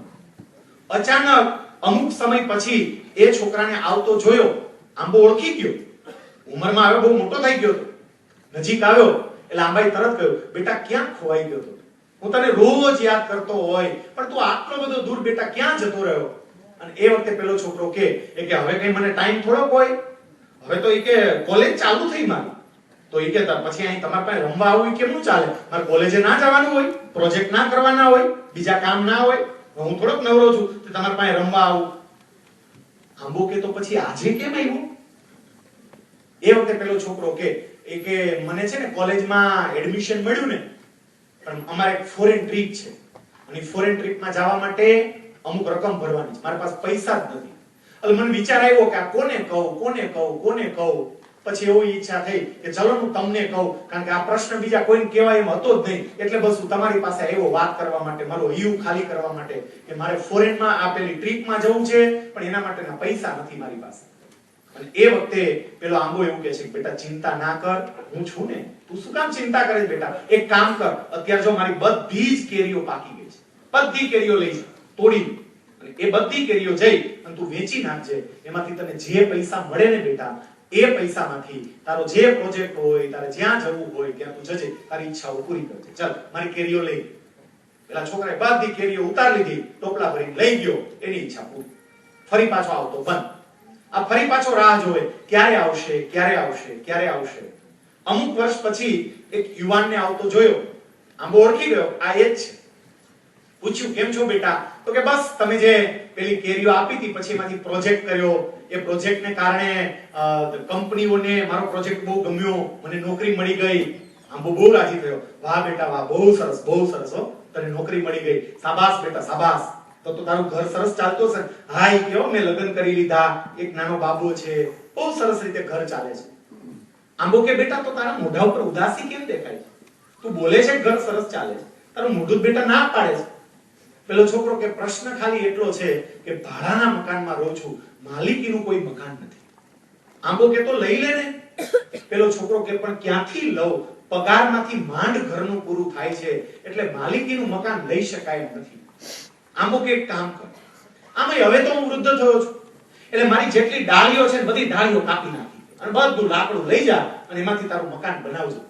ઓલો છોકરો કે પણ તમે ઠૂઠા થઈ જાવ. આંબો કે ભલે થઈ જાવ, હું જીવીને શું કરીશ? લઈ લે. મારી બધી ડાળીઓ કાપી. એની બધી ડાળીઓ છોકરાએ કાપી લીધી, ડાળીઓ લઈ ગયો અને એમાંથી એનું મકાન બનાવ્યું. હજુય ઠૂઠો થયેલો આંબો વિચારે કે આ પાછો આવશે ખરો. અમુક સમય પછી એક વૃદ્ધ માણસને પોતાની તરફ આવતો જોયો. આંબો એને ઓળખી ના શક્યો. વૃદ્ધ માણસની નજીક આવ્યો. આંબો તો સાવ ઠૂઠો હતો. વૃદ્ધ માણસે આંબાને પૂછ્યું, ઓળખો છો? આંબો કે ના, ખબર નથી પડતી. એ કે હું એ બાળક જે તમારી છાયામાં રમતો હતો, તમારી કેરીઓ ખાતો હતો, તમારા છાયામાં તમારા ખોળામાં સૂઈ જતો હતો. જરૂર પડી ત્યારે તમારી બધી કેરીઓ મને આપી હતી. જરૂર પડી તો તમે તમારું લાકડું આપી દીધું, એમાંથી મેં સરસ મજાનું મકાન બનાવ્યું. આંબો કે હા બરોબર હો, યાદ આવ્યો. કે કેમ આજે આવ્યો? કે અત્યારે તમે જે અનુભવ કરો છો ને એ જ અનુભવ મને પણ થાય છે, એટલે હું તમને મળવા આવ્યો છું. એમ કરીને ભેટ્યો અને ભેટવાની સાથે સાવ સૂકા ભટ્ટ એવા આંબાની અંદર પણ લીલી કૂંપણો ફૂટવા માંડી. સાવ સૂકો થઈ ગયેલો આંબો પણ એમાં લીલી કૂંપણો. આ આંબાની વાર્તા નથી, આ છોકરાની વાર્તા નથી. આંબો એટલે આપણા માતા પિતા અને આપણા વડીલો. આંબો એટલે માતા પિતા, આંબો એટલે વડીલો. તમે જુઓ, નાના હતા ત્યારે એના ખોળામાં રમતા, ખોળામાં પેશાબ કરતા. નાના હતા ત્યારે એના ખોળામાં સૂઈ જતા. નાની બાબતની કેટલી ધ્યાન રાખી છે એ લોકોએ. મને તો યાદ છે, તમે કદાચ અનુભવ્યું હશે કે માં બિચારી ખેતર ગઈ હોય, આખો દિવસ મજૂરની જેમ કામ કરે અને રાત્રે પાછી ઘરે આવતી હોય, રસ્તામાં એક બોરડી જોવે અને બોરડીમાં પાકા બોર જોવે, બિચારીને ઉતાવળ હોય તોય ઊભી રહે અને પાકા બોર વીણે. ખાવાની ઈચ્છા એને થાય, ખાવાને બદલે સાડલાના શેડામાં પોટલી બાંધે અને ઘરે લાવીને દીકરીને આપે, લે બેટા બોર. એને ખાવાની ઈચ્છા થતી હતી, નથી ખાધા બોર, એને આપણા માટે લાવ્યા. બધી જ વસ્તુ દીકરાઓ માટે કુરબાન કુરબાન કુરબાન કુરબાન બધું આપ્યું. જરૂર પડી ત્યારે પોતાની કેરીઓ, એની પાસેની જે સંપત્તિ હતી એ સંપત્તિ આપી દીધી ભણવા માટે. તમારે ભણવું છે ને, પ્રોજેક્ટ કરવા છે, લઈ જાઓ. આ ઘરેણું વેચ્યું, લઈ જાઓ. આ વેચ્યું, લઈ જાઓ. આપી દીધું. અરે છેલ્લે તો પોતાના હાથ પગ ઝાડવા કાપી નાખ્યા. સ્થાયી કરવા માટે ગામડાની જમીનો પણ વેચી નાખી કે તારે 2 વીઘા વેચી, હાલ જા. તારે મકાન લેવું છે, આ કરવું છે, આ 5 વીઘા વેચી. એ ઠુઠ્ઠા થયેલા ઝાડ બિચારા રાહ જોવે છે કે ભેટવા માટે આવે, ભેટવા માટે આવે. આ વડીલોનું જરા ધ્યાન રાખજો, એનું જરા સન્માન જાળવજો. ઘરની અંદર વડીલ બેઠો હોય, જેટલી અહીંયા બહેનો બેઠી છે, યાદ રાખજો આ તમારો ઘરવાળો ચમકે છે એ વડીલને કારણે ચમકે છે. એનું અપમાન તમારાથી ના થઈ જાય એ જરા જોજો. આ પટલાણીઓને મેં જોઈ છે, લાજ કાઢી અને સસરાને બરોબરની ધબેડતી હોય, લાજ કાઢીને દે. વિચારજો જરા આ બાબતમાં કે આ બિચારાએ કેટલું કર્યું ત્યારે આ ઘર બંધાણું છે. એને જરા સન્માન આપીએ, એને માન આપીએ. અને અમુક ઢળતી ઉંમરે જો દીકરો કે દીકરી એની સાથે હોય ને પ્રેમથી વાત કરે ને તો એની ડાયાબિટીસની ગોળીઓ બંધ થઈ જાય, એનું બીપી કાબુમાં આવી જાય, એને બીપીની ગોળીઓ ન લેવી પડે, ડાયાબિટીસની ગોળીઓ ન લેવી પડે. ઉંમર વધી જાય એમને થોડોક દીકરો દીકરી હારે બે કેમ છો બાપા એટલું પૂછે ને ત્યાં. પણ આપણાથી એ નથી થતું. રાજકોટની અંદર એક મારા બહુ સારા મિત્ર છે, મોટા ઉદ્યોગપતિ છે, વસંતભાઈ લિંબાસિયા. એ વસંતભાઈ લિંબાસિયાએ એમના માતુશ્રીને 100 વર્ષ પૂરા થયા અને માતૃવંદના નામનો એક બહુ જ મોટો કાર્યક્રમ રાખ્યો. એમની માતાને વંદના કરવા માટે, એની માતાને અર્પણ કરવા માટે થઈને અલગ અલગ સેવાકીય પ્રકલ્પો અર્પણ કરવાતા 100 વર્ષની બહુ સરસ ઉજવણી કરી. આખો કાર્યક્રમ મારે સંભાળવાનો હતો એટલે એની ઘરે 3-4 વખત જવાનું થયું. આ વસંતભાઈ એમના ભાઈઓમાં સૌથી નાના. એ વસંતભાઈની સૌથી નાની દીકરી, એમનું નામ દર્શિકા. દર્શિકાએ કોલેજ કરી અને એનું પોસ્ટ ગ્રેજ્યુએશન ચાલુ હતું. એટલે દર્શિકા લગભગ હું માનું છું ત્યાં સુધી 21 વર્ષની એ છોકરી. એ 21 વર્ષની છોકરી, મેં જ્યારે આ બધું જાણવા માટેનો પ્રયત્ન કર્યો ત્યારે મને એક બાબતની ખબર પડી કે રોજ એની દાદી સાથે 1 કલાક બેસે. રોજ દાદી સાથે 1 કલાક, અને દાદી સાથે 1 કલાક બેસી અને જુદી જુદી વાતો કરે. દાદી કેમ છો? તમારી વખતે દાદી કેમ હતું? હે દાદી તમે દાદાને જોવા ગયા હતા? તમે દાદા ગઈમાં હતા? અરે એવું ન હોય મુઈ કે તઈ અમારે એવું નહોતું. આ બધી એટલી દાદીને હસાવે, દાદીને ગલગલિયા કરે. પરાણે દાદી અમાર કોલેજમાં આવું હોય, આમ હોય, તેમ હોય, બધી વાતો કરે. આ બધી વાતને સાંભળીને ત્યારે મેં વસંતભાઈને કીધું, વસંતભાઈ તમારી માં 100 વર્ષની થઈને એમાં દીકરીની 1 કલાક બેહવાની પ્રક્રિયા પણ બહુ જ કારણભૂત છે. કારણ કે ઉંમર વધે આનાથી. દીકરી 1 કલાક બેસે ને, યુવાન દીકરી. આપણે ફેસબુક માં લાગી જઈએ છીએ, વોટ્સએપ માં hi hello how are you, બેહો કોકની દાદા દાદી જોડે, એને પૂછો હેલો હાઉ આર યુ. બાકી કોઈ તમારે કાઈ નથી પડી ભાઈ. આ હેલો હાઉ આર યુ કરનારા કરતા જ રહેશે. એને શબ્દોની જ રમત રમવી છે. આઈ મિસ યુ અંતા ઢીલા પોચા થઈ જાય. તને એકને મેસેજ નથી કર્યો, એકાએ 15 જણાને ફોરવર્ડ કર્યો, બ્રોડકાસ્ટ લિસ્ટ બનાવ્યું, 15 ને એકારે જાય તોય આપણે રાજી બોલ. આ WhatsApp અને Facebook જેવી આધુનિક ટેકનોલોજીનો ચોક્કસપણે ઉપયોગ કરીએ, પણ હારે હારે ઘરના વડીલોને ભૂલી ન જઈએ. જ્યારથી આ સ્ક્રીન ટેકનોલોજી આવી અને સ્ક્રીન ટેકનોલોજીનો વિવેકહીન ઉપયોગ શરૂ થયો, ત્યારથી દૂરનો માણસ બહુ નજીક આવી ગયો, પણ નજીકનો માણસ બહુ દૂર જતો. અમેરિકા આરે બેઠા બેઠા વાત કરે, America hi John how are you. પણ આ બાજુમાં બેઠા જમના માસી એને કોઈ હાઉ આર યુ એ તાર પાડોશમાં રહે છે. બિચારી તાવ આવ્યો તો 4 દીથી ખબર કાઢવા જા જરા ન્યા આટામાં, અમેરિકામાં આટા મારે. બોલો ગોતે ફેસબુક ઉપર કોકસે નથી ગોતવું ભાઈ, ન્યા પડ્યો રે સાનું મનો. બાજુ પાડોશમાં જરા ધ્યાન આપ. ઘરે જરા મમ્મી પપ્પાને પૂછો, દાદા દાદીને પૂછો, વડીલારે વાતો કરો, બધું ધીમે ધીમે યાદ તો કરો. 5 વર્ષ પહેલા અડધી કલાકનો ટાઈમ મળે, ફટ કરતી સ્કૂટરને કિક મારી નવા વરાછા ભાગે ઓલાને મળવા જવાનું છે, ઓલાને મળવા. બધું બંધ થઈ ગયું. હવે કોને મળવા જાવ છો? યાદ તો કરો. કોઈ મળવા બાંધ બધું કાંઈ પેલા ભાગતા બધાય ઓલા કાકાને મળવા જવાનું છે, માસી આવ્યા હે, ફલાણા છોકરો અહીં રહેવા આવ્યો હે, ફલાણા અહીં રહેવા આવ્યા હે, જમવા અમાર ઘર બધું પૂરું જો બંધ જ થતું જાય. હું કામ કર આમ ભાઈ ચાકુ જ પડે. ઘણા હાઈલા જતા હોય તો આમ કરતા જ હાઈલા, આપણે તો હેઠો ન પડે તો સારું. ટેકનોલોજીનો ઉપયોગ કરીએ પણ સાથે સાથે આ વડીલો ભૂલાઈ ના જાય એનું ધ્યાન રાખીએ. ગામડે રહેતા માને કે બાપને ક્યારેક એક ફોન કર્યો હોય, બિચારો કેટલો રાજી થાય, કેટલી રાજી થાય. ક્યારેક બીજું કાંઈ નથી કરવું, ફોન કરીને પૂછીએ ખરા તબિયત કેમ છે, અઠવાડિયે એકવાર ફોન કરીએ કેવું છે, શું ચાલે છે, કઈ જરૂર છે. એને જરૂર નહીં હોય અને હર્ષદ બિચારા કહેશે નહીં. અપવાદ કેટલાક હોય એ વાત આપણે મૂકીએ, બાકી બિચારા કેય નહીં તો ફોન તો કરીએ. એક નાની એવી વાર્તા આ બાબતમાં હું ઘણી વખત કહેતો અને એ મારી આજની વાર્તામાં પણ આવી ગઈ. કેટલાક લોકો એના ઉપરથી એક સરસ મજાનું નાનું કોટેશન જેવું પણ બનાવ્યું. એક દાદા અને દાદી લગભગ 70-75 વર્ષની ઉંમરના પોતાનો મોબાઈલ લઈ અને મોબાઈલ સર્વિસ સેન્ટર ઉપર ગયા અને સર્વિસ સેન્ટર ઉપર જઈને મોબાઈલ આપ્યો અને પછી એવું કીધું કે આ મોબાઈલ જરાક જોઈ આપો ને, આ ચાલતો નથી. એટલે જે સર્વિસ સેન્ટર ઉપર બેન બેઠી હશે એને જોયું બધું કે આ તો પ્રોપરલી ચાલે જ છે દાદા. એ કે ના નથી હાલતો. દાદાને પૂછ્યું, દાદા ઉભા રહો. મોબાઈલ લીધો હાથમાં, છોકરીએ પોતાનો આમ નંબર ડાયલ કર્યો ને ચલાવ્યો. છોકરીના મોબાઈલમાં રિંગ વાગી. એ કે જો દાદા આ રિંગ વાગી, મોબાઈલ ચાલે જ છે. દાદા કે એમ નહીં પણ આમાં નથી વાગતો. એટલે ઓલા કે અરે દાદા આમ જાય તો આમ આવે, ઉભા રહ્યો એમ કરી એમાં જે નંબર આવ્યો હતો એ જ પાછો આમાં ડાયલ કર્યો. એ કે જો દાદા આ વાગે જ છે ને. એ વખતે દાદી બોલી કે બેટા અમે ખોટું નથી બોલતા. આ ગઈડે ગડપણ બેટા ખોટું ન બોલીએ. જો આ ફોન એને ત્યાં સુધી કીધું કે આ ફોન તારી દુકાનમાં જ વાગે છે બેટા. અહીંયા આવ્યા ઓલી છોકરી કે એવું ન હોય, મારી દુકાનમાં વાગે એવું નહીં, તમારા ઘરે વાગે. અને એ વખતે ડોહીએ એવું કીધું કે જો આ ફોન ઘરે વાગે તો પછી મારા દીકરાનો કે દીકરીનો કોઈનો ફોન આમાં આવતો કેમ નથી, આ વાગતો કેમ નથી. વાગતો જ ઘરે વાગવો જોઈએ ને, આ વાગતો જ નથી કે ખોટવાઈ ગયો હોવો જોઈએ. નહીતર એ દીકરો દીકરી પેલા ફોન કરતા હતા પણ હવે આવતા બંધ થઈ ગયા. ખામી તારા ફોનમાં હોવી જોઈએ, મારા દીકરા દીકરીમાં નહીં.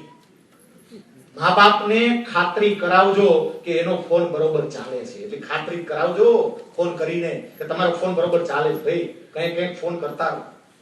આ વડીલોનું આપણે જેટલું ધ્યાન રાખીશું એટલી મજા આવશે અને એટલું જ નહીં એના પ્રત્યેનું ઋણ અદા થયેલું કહેવાશે. જે વ્યક્તિઓએ મારા માટે કંઈક કર્યું છે એવી વ્યક્તિઓ પ્રત્યે હું મારું ઋણ અદા કરું, એ જ મારા માટે એ સાચું આમ સાચું જીવન છે અને મને એનો જ આનંદ આવશે. આપણે જે વાત કરીએ છીએ ને કે લોકો આપણને પ્રેમ કરે, લોકો આપણને આદર આપે, માન આપે, સન્માન આપે, ક્યારે આપણે લોકોને આપીએ ત્યારે. અને સૌથી પહેલી શરૂઆત તો આપણાથી થાય. આટલી જે મેં વાતો કરી છે એના સમાપન તરફ હું જાઉં એ પહેલા બે અગત્યની વાતો મારે હજુ તમને કરવી છે અને પછી આપણે સમાપન તરફ જઈએ. તમે બધા એકાગ્ર ચિત્તે મને સાંભળી રહ્યા છો. 2.5 કલાક થઈ અને 2.5 કલાકથી તમે સાંભળી રહ્યા છો. કાલ રવિવારની રજા છે તો 5-10 મિનિટ મોડું થાય તો ભલે થાય, પણ બે બાબતો પરિવારને મજબૂત કરવા માટે બહુ જ જરૂરી છે અને પટેલ પરિવારમાં તો મને બહુ જ જરૂરી લાગે છે. એટલે પરિવારને મજબૂત કરવા માટે આ બે બાબત પર પણ વિચાર કરજો. એક બાબત અને એ છે પૈસાનો ખોટો ખર્ચ બંધ કરીને એની બચત કરતા પણ શીખીએ. આપણે બચત કરતા શીખ્યા એટલો વેડફાટ કરે પૈસાનો. બચત કરવાની ખબર અને પછી બધી ગોતવા નીકળે પાછા. બચત કરવાની એક બાબત શીખવી હોય તો હજુય મને ખબર છે કે બહેનો પાસે એક ક્ષમતા છે, બહેનો એ કરી જાણે છે. નાની રકમ ભેગી કરી અને એ બચત કરે છે. આપણે ભાઈઓ હજી નથી કરી શકતા. અમુક બાબતો તો અનુભવી છે. મેં કહ્યું કે મારા અનુભવોના આધારે કહું છું. મારા શ્રીમતીએ થોડાક સમય પહેલા ઘરેણાની માંગણી કરેલી કે મને એક આવા ઘરેણું કરાવી દો ને. મેં એવું કહ્યું મારી પાસે બજેટ નથી. પછી લગભગ 1-1.5 મહિના પછી એને ફરી પાછી માંગણી કરી. મેં એવું કહ્યું મારી પાસે બજેટ નથી. મને કે પણ કેટલું છે તમારી પાસે?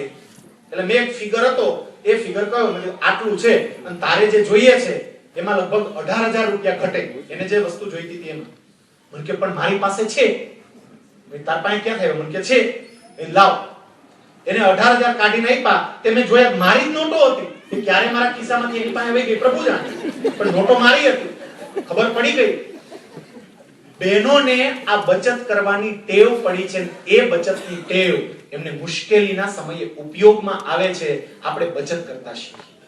એક સરસ મજાની એના માટેની વાર્તા નહીં, આ બની ગયેલી વાસ્તવિક ઘટના છે એ હું તમને કહું છું. રાજકોટની અંદર એક પટેલના ગામડે રહેતા ગોંડલ તાલુકાનું, તો ગોંડલની કોટડા સાંગાણી તાલુકાનું રામોદ કરીને એક ગામ છે. એ રામોદ ગામના લેવા પટેલ પરિવારના જ એક બાપા રાજકોટ શહેરમાં એના સગાની ઘરે આવેલા. એ જે ઘરે આવેલા એ ભાઈ સાંજે રોજ બેસવા માટે બહાર જાય અને ત્યાં 8-10 વ્યક્તિઓ બેસે. આ દાદા મહેમાન બનીને આવેલા જે આ ભાઈના ફુવા થતા હતા. એટલે એ દાદાને લઈ અને બહાર બેસવા માટે ગયા. જ્યાં એ લોકો રોજ બેસતા હતા ત્યાં આ દાદાની મુલાકાત એક વાણિયાના દાદા સાથે થઈ. હવે આ બંને વચ્ચે વાર્તાલાપ સાંભળજો. એક વાણિયા અને એક પટેલનો વાર્તાલાપ. પેલા વાણિયાએ પૂછ્યું, શું બાપા કેમ છો? મજામાં. કયું ગામ? તો કે રામોદ. શું કરો છો? તો કે બસ ખેતીવાડી કરીએ ને રહીએ છીએ. એ કે કોણ કોણ છે? તો કે 2 છોકરા છે. છોકરા ક્યાં? તો કે એક સુરત છે. તો કે અહીંયા કે અમે ડોન ડોઈ 2. પછી પૂછ્યું કે હે બાપા તો પછી તમે અહીંયા બીમાર પડો તો દીકરાની વહુ સુરત થી સેવા કરવા માટે અહીં આવે ખરી? એ કે ના રે ના, ઈ વહુ ત્યાંથી થોડી કઈ આવે ઈ કે સેવા કરવા. તો વાણિયાના બાપાએ બીજો પ્રશ્ન પૂછ્યો. ઈ કે તો વહુ કે દીકરો ક્યારે સુરત કે અહીં આવે? ઈ કે હા દિવાળી આવે. ઈ કે વહુ આવે ત્યારે વહુને તમે કઈ દ્યો? તો કે હા મને પગે લાગે 100 રૂપિયા દઉં. વાણિયાના બાપાએ કહ્યું 100 રૂપિયામાં વહુ સુરત થી સેવા કરવા માટે અહીંયા નો આવે. વહુના હાથમાં 50,000 નો ડટ્ટો મૂકવો પડે તો આવે. પટેલના બાપા કે પણ એટલા રૂપિયા કાઢવા ક્યાંથી? વાણિયાના બાપાએ કીધું કેમ કઈ ખેતીવાડી નથી? એ કે તો છે છોકરાને ભાગ પાડી દીધા છે. કે તો તમારું કેમ હાલે છે? કે છોકરા ખાધા ખોરાકી દે છે. 2 છોકરા દેશ ખાધા ખોરાકી એમાં ચાલે છે. વાણિયાના બાપા કે કાલ સવારે છોકરા ખાધા ખોરાકી બંધ કરી દે તો? કે તો હદાવતમાં જાય બીજું શું ઈ કે અમારા છોકરાને કરે નહીં. અને પછી વાણિયાના બાપાએ જે વાત કરી, વાણિયાના બાપાએ એવું કહ્યું કે ભાઈ હવે તમે મારું પ્લાનિંગ જુઓ. મને 18 વર્ષની ઉંમરે નોકરી મળી, સરકારી નોકરી. 18 વર્ષની ઉંમરે મારો 80 રૂપિયાનો પગાર, પહેલો પગાર થયો. 80 રૂપિયા લઈ ઘરે આવ્યો અને મારા બાપુજીના હાથમાં 80 રૂપિયા આપ્યા કે લો બાપુજી આ 80 રૂપિયા મારો પહેલો પગાર. મારા બાપુજીએ મારી સામે જોઈ અને મને એવું કીધું કે આ તારો મહિનાનો પગાર 80 રૂપિયા છે. ઈ 80 રૂપિયાને બદલે સરકાર તને 70 રૂપિયામાં નોકરી આપે તો તું નોકરી કર કે નો કર? મેં કીધું કરું જ ને, એમાં નોકરી કરું જ ને, સરકારી નોકરી કરું. અને એ વખતે કે મારા બાપુજી એવું કીધું આજથી નક્કી કર લે કે તારો પગાર 80 નહીં, તારો પગાર 70 જ છે. એ કે પછી મેં કીધું તો પણ આ 10 નું કરો. એ કે 10 રૂપિયા મૂડી રોકાણ કરતો થાય. 10 રૂપિયા રોકી દેવા અને 10 રૂપિયા કોઈ દી વાપરવાના નહીં. ગમે એવી મુશ્કેલી આવે ને આ તું બચત કર, એ બચત કોઈ દી ઉપાડવાની નહીં. પટેલના બાપા તરત વચ્ચે બોલ્યા કે 10 રૂપિયા ભેગી કરીને શું થાય? ઓલ્યો વાણિયાનો બાપો કે એલા એમ નહીં, આ તો પેલો પગાર તો. પણ પછી મારા બાપાએ કીધું તું કે આ જ ગાળો કાયમ માટે રાખજે. 12 થી 15% રકમ તારો પગાર જ ઓછો છે એમ માની એટલી રકમ ભેગો કરતો જાજે. એ કે એ રકમ હું ભેગો કરતો ગયો અને એનું પરિણામ એ આવ્યું કે હું જ્યારે નિવૃત્ત થયો ત્યારે મારી પાસે કુલ આ ભેગી થયેલી રકમ 70 લાખ રૂપિયા હતી. 70 લાખ પોસ્ટમાં નિવૃત્ત થયો ત્યારે. એ 70 લાખ રૂપિયા જે હતી એમાંથી અત્યારે દર મહિને 60,000 રૂપિયા વ્યાજ આવે છે. દર મહિને. અને 60,000 રૂપિયા વ્યાજ આવે ને એ 60,000 રૂપિયામાંથી 30,000 રૂપિયા મારા દીકરાનો એક નાનો દીકરો છે એ નાના દીકરાના નામે અત્યારથી 30,000 દર મહિને હું બેંકમાં મૂકતો જાઉં છું. એટલે મારો દીકરોય રાજી, એની વહુય રાજી, બેય રાજી થાય. એટલું નહીં, બાકીના 30,000 એ મારા દીકરાની વહુના હાથમાં દર મહિને આપું છું. લે બેટા અમને બેયને હાચવસ ને એના 30,000. એટલે અમને એટલું સારી રીતે સાચવે છે કે ન પૂછો વાત. 17,000 નું મારે પેન્શન આવે છે પાછું. એ 17,000 માંથી અમે 2,000 ડોહી માંડ વાપરીએ. બાકી દીકરો દીકરી જોઈએ બધું આપે છે, દીકરો અને વહુ. એક દીકરી છે એ દીકરીને પરણાવી દીધી છે. જમાઈને પણ એવું ના લાગે કે સસરો ભૂલી ગયો છે. એટલે દર મહિને મારા પેન્શનમાંથી 15,000 મારી દીકરીને આપું છું અને જમાઈ હારો વાપરી નો નાખે ને એટલે લાંબા ગાળાની એફડી કરીને આપું છું. એફડી ની રસીદ જ આપો હાલ. જમાઈ વાપરે નહીં પાછું. એ એફડી કરીને દો, વાપરે છે. આ એક બાજુ તમે વાણિયાનું આયોજન જો, બીજી બાજુ પટેલનું આયોજન જો, ગોતતો જ હોય બિચારો. એક છે થોડુંક આયોજન કરીએ, બચત કરતા શીખીએ. જેટલી બચત થશે જીવનની એટલી જ સમસ્યાઓની સામે આપણે મજબૂતાઈથી લડી શકીશું. બીજી બાબત જે મારે પરિવારને જાળવવા માટે કહેવી હતી, એ થોડી દુઃખદ અને કડવી બાબત છે, પણ કયા વિના છૂટકો નથી. પાટીદાર સમાજ અત્યારે જે પ્રગતિ કરી રહ્યો છે એ પ્રગતિ કદાચ બહુ લાંબી નહીં ટકે જો પાટીદાર સમાજ વ્યસનોથી મુક્ત નહીં થઈ શકે. વ્યસનોએ એટલો ભરડો લીધો છે ને આ સમાજને કે ન પૂછો. એટલો ફરતી બાજુ, અને એમાંય ખાસ કરીને દારૂ એટલો પહોંચી ગયો છે. યુવાનો ગામડે ગામડે પાર્ટીઓ થઈ, પાર્ટી. 14 વર્ષના છોકરા અને વડીલો રાજકોટમાં વધારે 14 વર્ષના છોકરા 10મું ભણતા હોય, પાર્ટી કરે, પાર્ટી. દારૂ, પટેલિયાઓ બધા. સવારમાં છાપું ખોલું, આ મારા અનુભવની વાત કહું છું, વડોદરાની વાત કહું છું. સવારમાં છાપું ખોલું અને ઉપર હેડિંગ આવે, દરોડો પડ્યો દારૂમાં પકડાણા. આમ હેડિંગ વાંચું ને તા અંદર થાય ખારું કોઈ મારો પટેલ નો હોય તો હારું, પટેલ નો હોય હારું. આમ વાંચું તા જ હારો કાંકો ખપરીયો વેકરીયો કથીરીયો હોય તો હોય, વાઘાણી હોય તો ઈ જ હોય. જે લેવા પટેલની નાશ તમને ખ્યાલ છે? ખબર ન હોય તો કહું. બ્રિટિશરોએ જે ગેઝેટિયર બહાર પાડ્યું હતું, બ્રિટિશ શાસન હતું ત્યારે જે ગેઝેટિયર બહાર પાડ્યું હતું, એ ગેઝેટિયર ની અંદર પાટીદાર વિશે અને લેવા પાટીદાર વિશે બ્રિટિશરોએ જે લખ્યું હતું ને એ વાંચવા જેવું છે. બ્રિટિશરોએ એ વખતે એવું લખ્યું હતું કે આના જેવી શાંતિ પ્રિય કોમ બીજી એક પણ નથી. આ કોમમાં કોઈ પ્રકારના વ્યસનો અને દૂષણો જોવા મળતા નથી. અને એ જ કોમની આજે તમે સ્થિતિ જુઓ. જે બ્રિટિશરો આ કોમથી પ્રભાવિત હતા, બ્રિટિશરો એવું લખ્યું હતું, આપણને અલગ અલગ એને વર્ગો પાડેલા હતા, ઉચ્ચ વર્ગ, મધ્યમ વર્ગ અને કનિષ્ઠ વર્ગ. એમાં ઉચ્ચ વર્ગની અંદર એમને લેવા પાટીદાર સમાજને મૂકેલો હતો કે આ સમાજ, એમાં વ્યસન નહીં, એમાં કોઈ દૂષણ નહીં. અને આજે બધા જ વ્યસનો અને બધા જ દૂષણો આ સમાજ પાસે આવ્યા છે. જરા ચિંતન કરવાની જરૂર છે. કૃષ્ણ ભગવાન પૂર્ણ પુરુષોત્તમ હતા, પૂર્ણ પુરુષોત્તમ. અને પૂર્ણ પુરુષોત્તમ હોવા છતાં પણ એનું યાદવ કુળ દારૂના રવાડે ચડ્યું તો ભગવાન હોવા છતાંય પોતાના કુળને ના બચાવી શક્યા. આપણે કઈ વાડીના મૂળા છીએ કે આ સમાજને બચાવી શકીશું? એ તો ભગવાન હતા, કોઈ નથી બચાવી શક્યા. આપણે એમ અને એનાય કરતા દુઃખની વાત તો વધારે કઈ, દારૂની એક બ્રાન્ડને પટેલ બ્રાન્ડ તરીકે ઓળખવામાં આવે. બોલો પટેલ બ્રાન્ડ, એટલે પટેલ બ્રાન્ડ મંગાવો, પટેલ બ્રાન્ડ. અરે કેટલાક કહેવાતા ઉદ્યોગપતિઓ તો લગ્નની કંકોત્રીની હારે દારૂની બોટલ મોકલાવે. આ સમાજમાં પાટીદાર સમાજ, જાગૃત સમાજ, શિક્ષિત સમાજ કંકોત્રીની હારે દારૂની બોટલ હાલ્યો, ખાસ માણસો માટે ખાસ કંકોત્રી. વિચારો જરા, અંતરદ્રષ્ટિ કરો. પરિવારને બચાવવો હોય તો આ દૂષણથી પોતાની જાતને દૂર રાખવી પડશે. કેટલાક આમાં કે પણ સાહેબ અમે ખાલી માવામાં જ છીએ, માવામાં અમને બીજું કઈ નહીં, માવો બસ આમ. પણ એ માવો કેટલું હેરાન કરે છે એ જરા જુઓ. દીકરાને દીકરીનો વિચાર કરીએ. કદાચ એનાથી ન છૂટી શકે, ઓછું તો કરો. આ મોટિવેશનલ સેમિનારનો અર્થ તો જ સરે કે કાલથી જેટલા માવા ખાતા હોય ને કમસે કમ એમાં એકનો તો ઘટાડો કરો, થોડું તો ઓછું કરો. તો આનો અર્થ મારે 2 કલાક ગીત ગાયા કરવાના, આ લોકો અહીંયા કરે, સાંભળી જતો રહી, બોલતા હો, બાકી બોલતા થઈ ગયા. તો હું બોલતા કરવાનું શું, બોલો, મજા આવી પૂરું. જય સિયારામ. મૂકો, કંઈક પરિવર્તન કરો અને તો એની અસર થાય. બાકી ગમે એટલી વાતો કર્યા કરીએ એનાથી કોઈ ફેર નહીં પડે. એક છેલ્લી વાર્તા કહી અને મારી વાતને પૂરી કરું, કારણ કે 2 કલાક થવા આવી. આપણે લેટ ચાલુ કર્યું અને તોય મેં પૂરેપૂરી 2 કલાક લીધી. ભલે મોડું સુવાનું થાય, 2 કલાક વાત કરવી છે. આ છેલ્લી એક વાર્તા સાથે આપણે વાતને પૂરી કરીએ. અને છેલ્લી વાર્તા આખા મારા પ્રવચનનો સાર છે.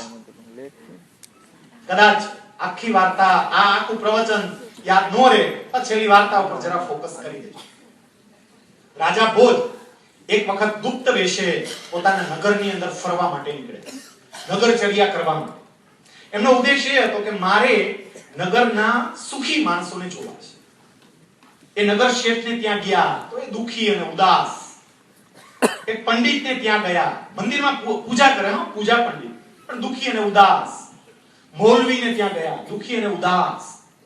જે એમને લાગતું હતું કે આ માણસો સુખી હશે, બધા દુખી. બિચારા રાજા ભોજ નિરાશ થઈ અને પાછા આવતા હતા.